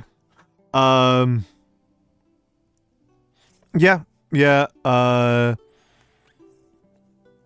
It doesn't happen super often anymore because I live in a very safe city now. Like I live. New York is a very, very safe city, by American standards. It is. I live in a pretty poor neighborhood, but it is very safe here. I don't even know if I've ever actually had a gun pulled on me while I've lived on New York. It lived in New York. I've had knives pulled on me a couple of times. Most recent was like 3 weeks ago, maybe 3 or 4 weeks ago. No, it couldn't have been that. It was before Magfest. So like maybe like 2 weeks before Magfest, I think. I'm very bad with keeping track of time.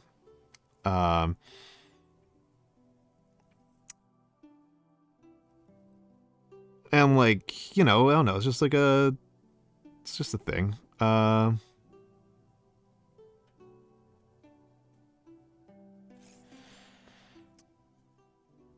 Yeah, I don't know. The gun's not that different. There's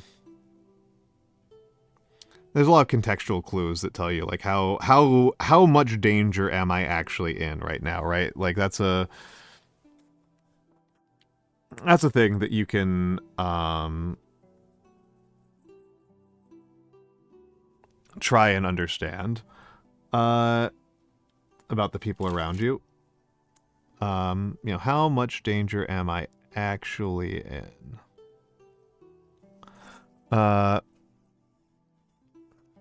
Handmade crossbows. That's a bit personal. Yeah, exactly, right? It's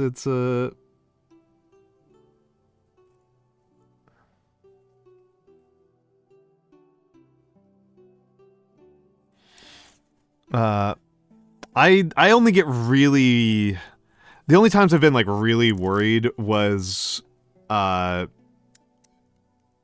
when it was Nazis. Like that actually worries me. That actually worries me. When it's not been Nazis, I've usually not worried about it too much. But when it has been Nazis, that does tend to give me a great deal of concern.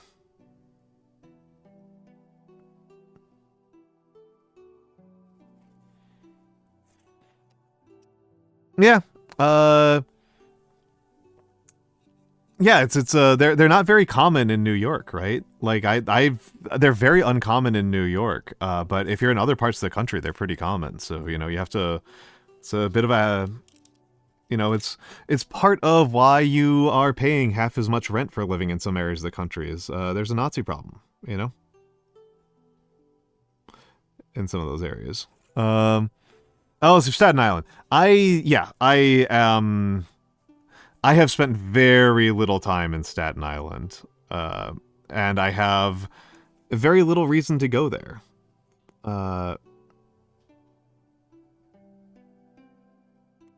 So, yeah, I didn't. Yeah, Staten Island. Staten Island's on some shit.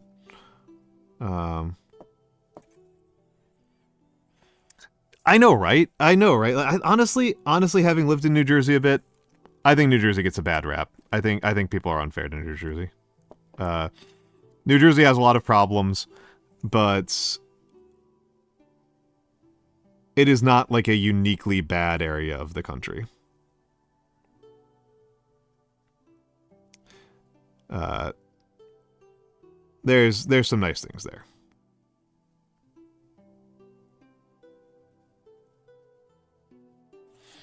There are some nice things in Jersey. Jersey Jersey could be treated a little bit nicer.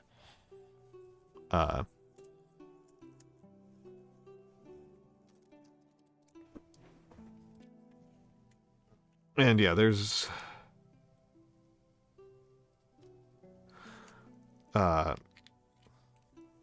let's get this. I need to do a little bit more highlighting with the silver. With my really bad silver, right? I've got a better silver coming in the mail than this one, but this one will have to do for now.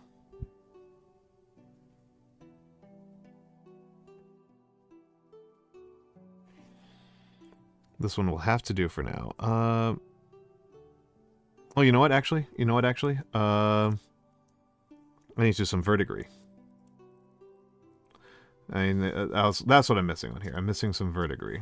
Gotta get some more wear patterns in here.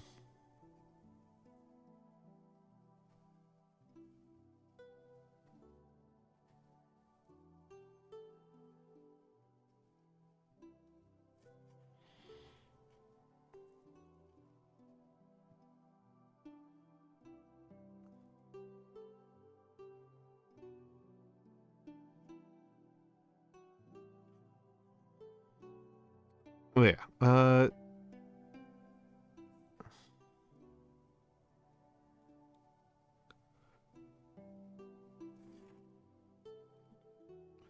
Let's get in here. And in here.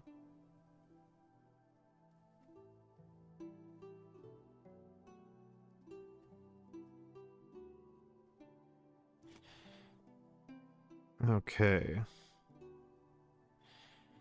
Oh, and up here as well. This is a good spot for some.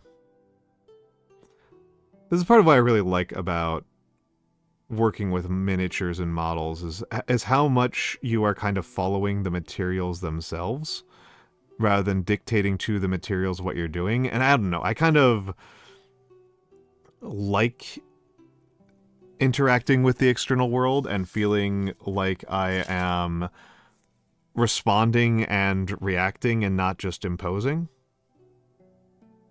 I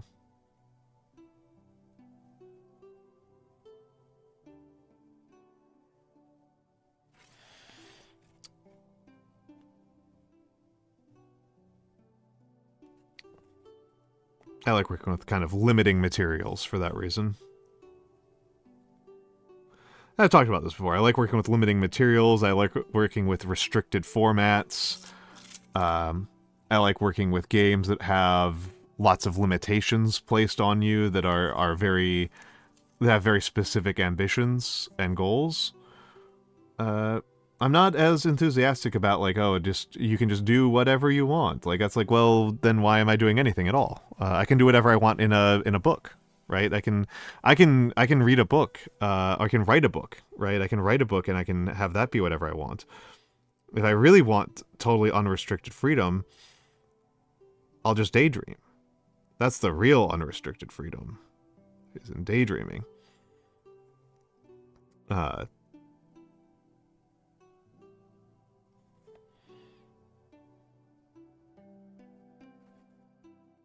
And that's not really, when it's I come to video games and other art forms when I don't want to have that kind of unrestricted freedom, when I want to see how I can respond to challenges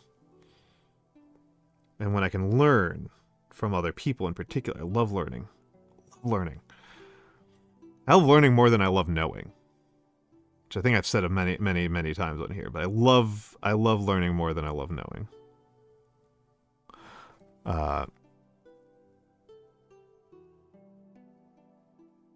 Knowing things is cool, but learning things is amazing. Learning things is amazing. Not really sure what else I want to do with this guy. This guy's feeling pretty close to complete, which is pretty good for where we're at on this piece. Get in here. Get a little bit of darkness in some of these areas in here.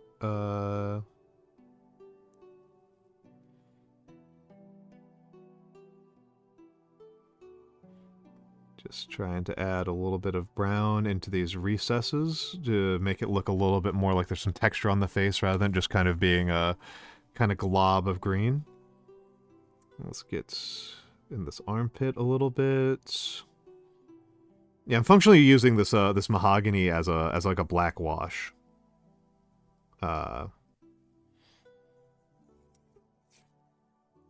Which I think is fine. Oh, this part I haven't done well. This part I need to redo. This part I need to redo entirely. I know there's something I'm missing. I know there's something I'm missing.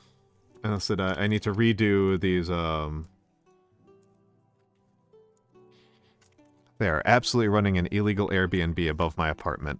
I have not, I did make one in Hero Forge. So I did make one in Hero Forge, and I suppose I could just get that printed.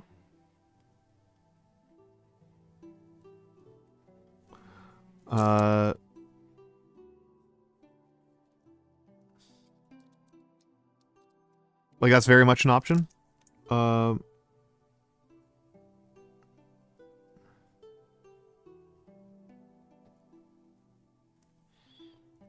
don't think that works.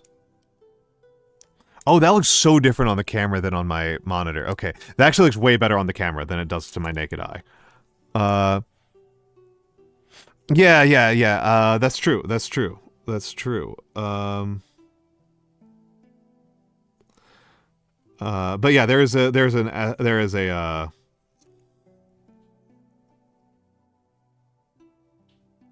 I did make one. I posted it somewhere.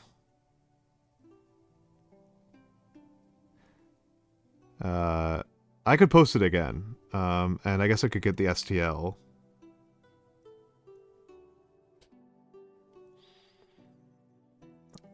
But yeah, there do be an Almantas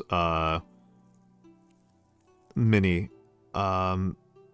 hypothetically, at least a Hero Forge that I made, that I felt pretty happy with. It is very much not a, what's the word I'm looking for here? It is very much not like an action character. Like, I think the only place it would be particularly appropriate to use would be as an NP, as a VIP in Infinity. That's where I would use it. Yeah, Hero Forge is actually pretty cool. I think I remember seeing it like a million years ago and not feeling super impressed with it. But then I came back to it and was like, oh, there's actually a pretty good number of options here. There's actually like a pretty good number of options here. All right, give me a second. I'm going to put on some gloves and we're going to do assembly.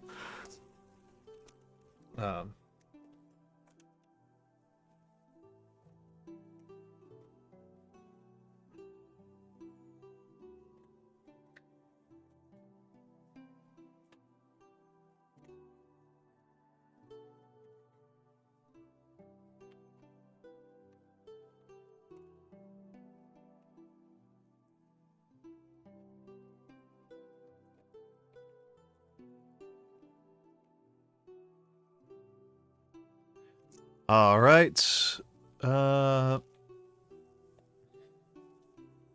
Yeah, I don't feel that bad using Blender. I feel all right about my Blender skills. But I'm not like good at Blender, and again, I like Woody. I'm friends with Woody. I feel like it's an insane ask to be like, "Hey, Woody, like, would you be willing to make a Blender sculpt of me?" Like, he might just do it, because he did it for, he did so for,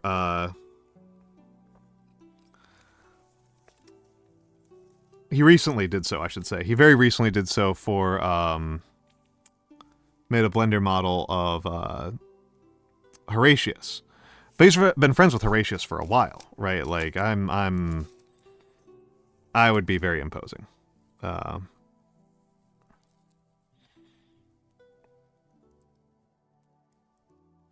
And there's a part of me that wants to make a 3D model of myself.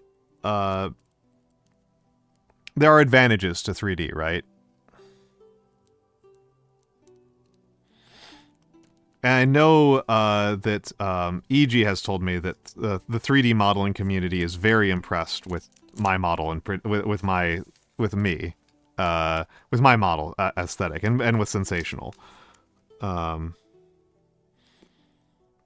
So maybe if I put out an open call, I might find somebody willing to do it for less. It's very good. It's very good. Sensational did an extremely good job. Sensational did an extremely good job. I am honestly contemplating getting rid of these goddamn pauldrons. I do not like these pauldrons on these models.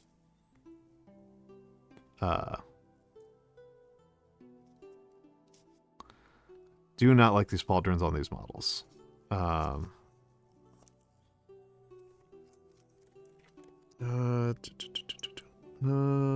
just putting on like 1,000,000 pounds of super glue at this rate.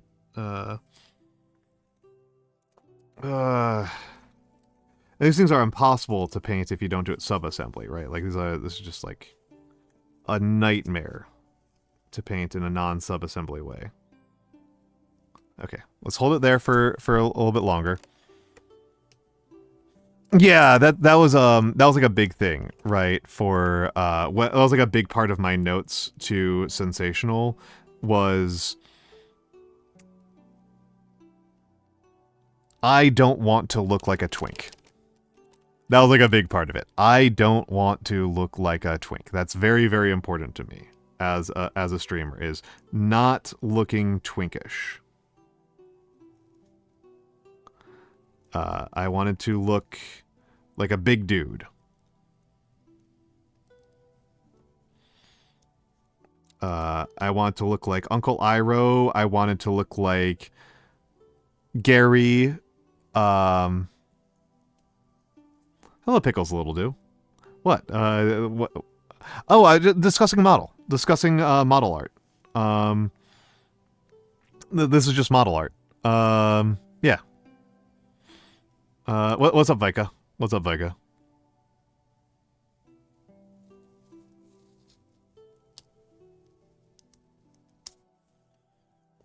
It's Nagi. It's Nagi. You've come to me as I'm getting pretty close to wrapping up. I'm getting pretty close to the end. Oh, let's do. Let's. I will ask your.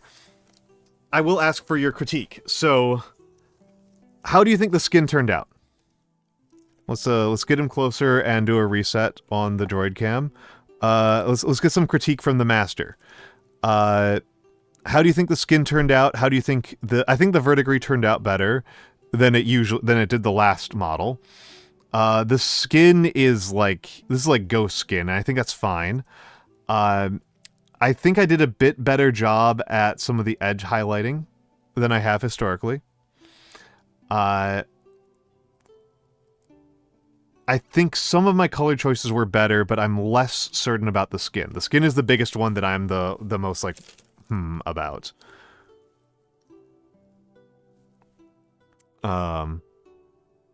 It lacks some definition. I think so as well. Do you think it needs more wash? Do you think it needs another layer of washing, or do you think it needs some deliberate highlighting? Those would be the two options I can think of.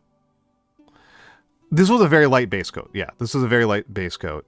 We need more contrast. Okay.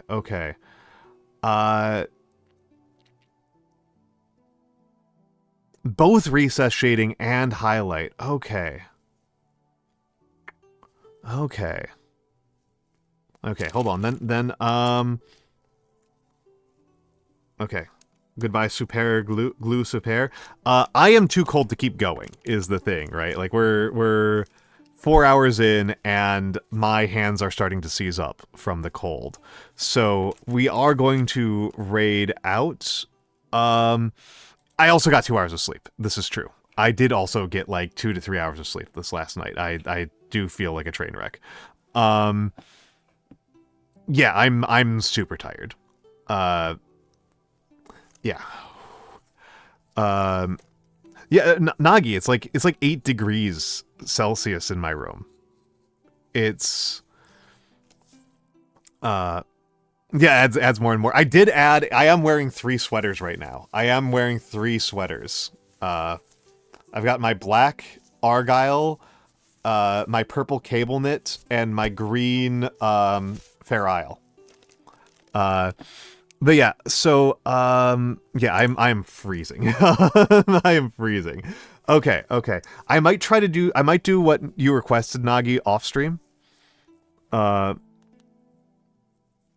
I might do that off stream. And wearing freaking Nitrile gloves makes me even colder faster. It makes it even worse.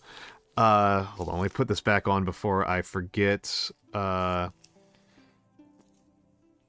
yes. Yeah,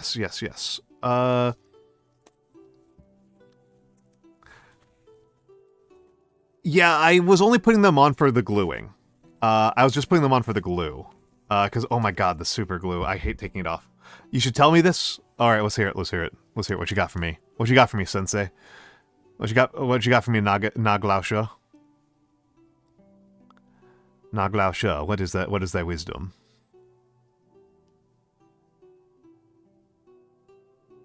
I double checked. I was going to ask you about this. All the Vallejos don't. I'm confident I know all the Vallejos don't. Vallejo is on the record that all of their model and express and airlines are all vegan. This one I don't know about. The Citadels I'm not sure about. No, the black this one is vegan. This one is. I know this one is. Yeah, Vallejo only uses bone ash for their art line. They only use bone ash for their art line. Mummy Brown is not, but Mummy Brown's really illegal. Mummy Brown's, but no, Vallejo's on their record. They've been checked by multiple sources. Vallejo only uses animal products for their, like, artist line. They don't use it for any of their model lines. So, that said, I don't know about the Citadels. So it's possible that my Abaddon Black I will need to toss. I might need to toss the Abaddon Black. Some of the whites have bone ash in them. But yeah, I did check the Vallejos. And they are all of my Vallejos are vegan. But thank you for the concern, and thank you for not hiding it from me. I know you were tempted to hide it from me, but thank you. I do not like it when I feel like I've been made a fool of on these things. Yeah, I know. As far as I could double check on the Vallejos on which ones, but I think it's literally just the blacks and whites for Vallejo. I don't even think they're browns. Their artist browns use sepia. I think it's literally just their blacks and whites in the artist line. But yeah, so all of the other Vallejos are good. The super glow I'm actually not 100% sure about. I think it should be because it's just cyanoacrylate. The cement is my brushes are because I'm using synthetics like a scrub. The water is because it's water. But yeah. That said, it is. Super glue is probably eye liquid for a baby seal. Yeah. I am enjoying improving as an artist. Yeah, no, I'm not using sable hair. I'm using synthetic. These are nylon. This is a nylon brush. It's been holding up pretty well. I know that means I might be replacing these brushes more frequently, but I think that's just a cost. I think that's just a cost. So, the next stream is tomorrow. Next stream is tomorrow at 4 p.m. and Bodega Rat. We'll be doing a book chat again. I haven't done a book chat in a minute. I think my last one was with Inari when we did Kitchen by Banana Yoshimoto. So we're going to be me and Bodega are going to be discussing one of the great millennial artistic reference points. One of the most influential pieces of art of the last 20 years, Scott Pilgrim. Yeah, I love doing book chats. I love doing book chats.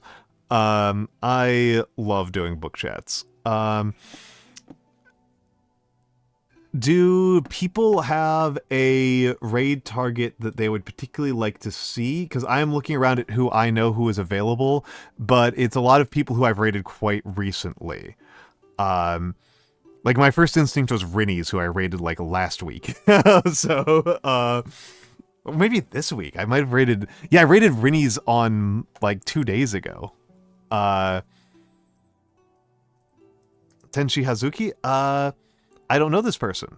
But, Matthew is, Matthew did give a good suggestion, and Matthew has directed people towards me, so I'm going to take Matthew's suggestion very seriously. I'm just going to change one thing in here. I'm going to turn off this thing because it doesn't work. Oh, and Aeon? We're going with the one that you said first. Tenshi Hazuki. Raid Tenshi Hazuki. So older man, geezer raid. We're going with a standard geezer raid. Tank geezer raid. We all love the tank, right? The tank is super good. Thank you all for being here. I had a lovely, lovely time. I do feel like I'm getting better, but I think that you're right that there's not enough contrast on the skin tone. I'll play around with that. I mean, I play Magneto. Yeah, I will get warm, and that's what I'll do. I will warm myself up, and I will have some nice dinner. Oh my goodness! Pickles of all the times to start a hype train. You goofball. You absolute goofball. Thank you for the gift subs to Nocturnal Muse, Kapayako, Seishun was here, Hefty Chunkster, and Color Brews. Color Brews is very nice. Color Brews is very nice. So that's nice that they get to have tanks as well. Oh my goodness. Jeez. Okay. I need to get out of here. I'm going to fall apart. Everybody have a lovely. Is there?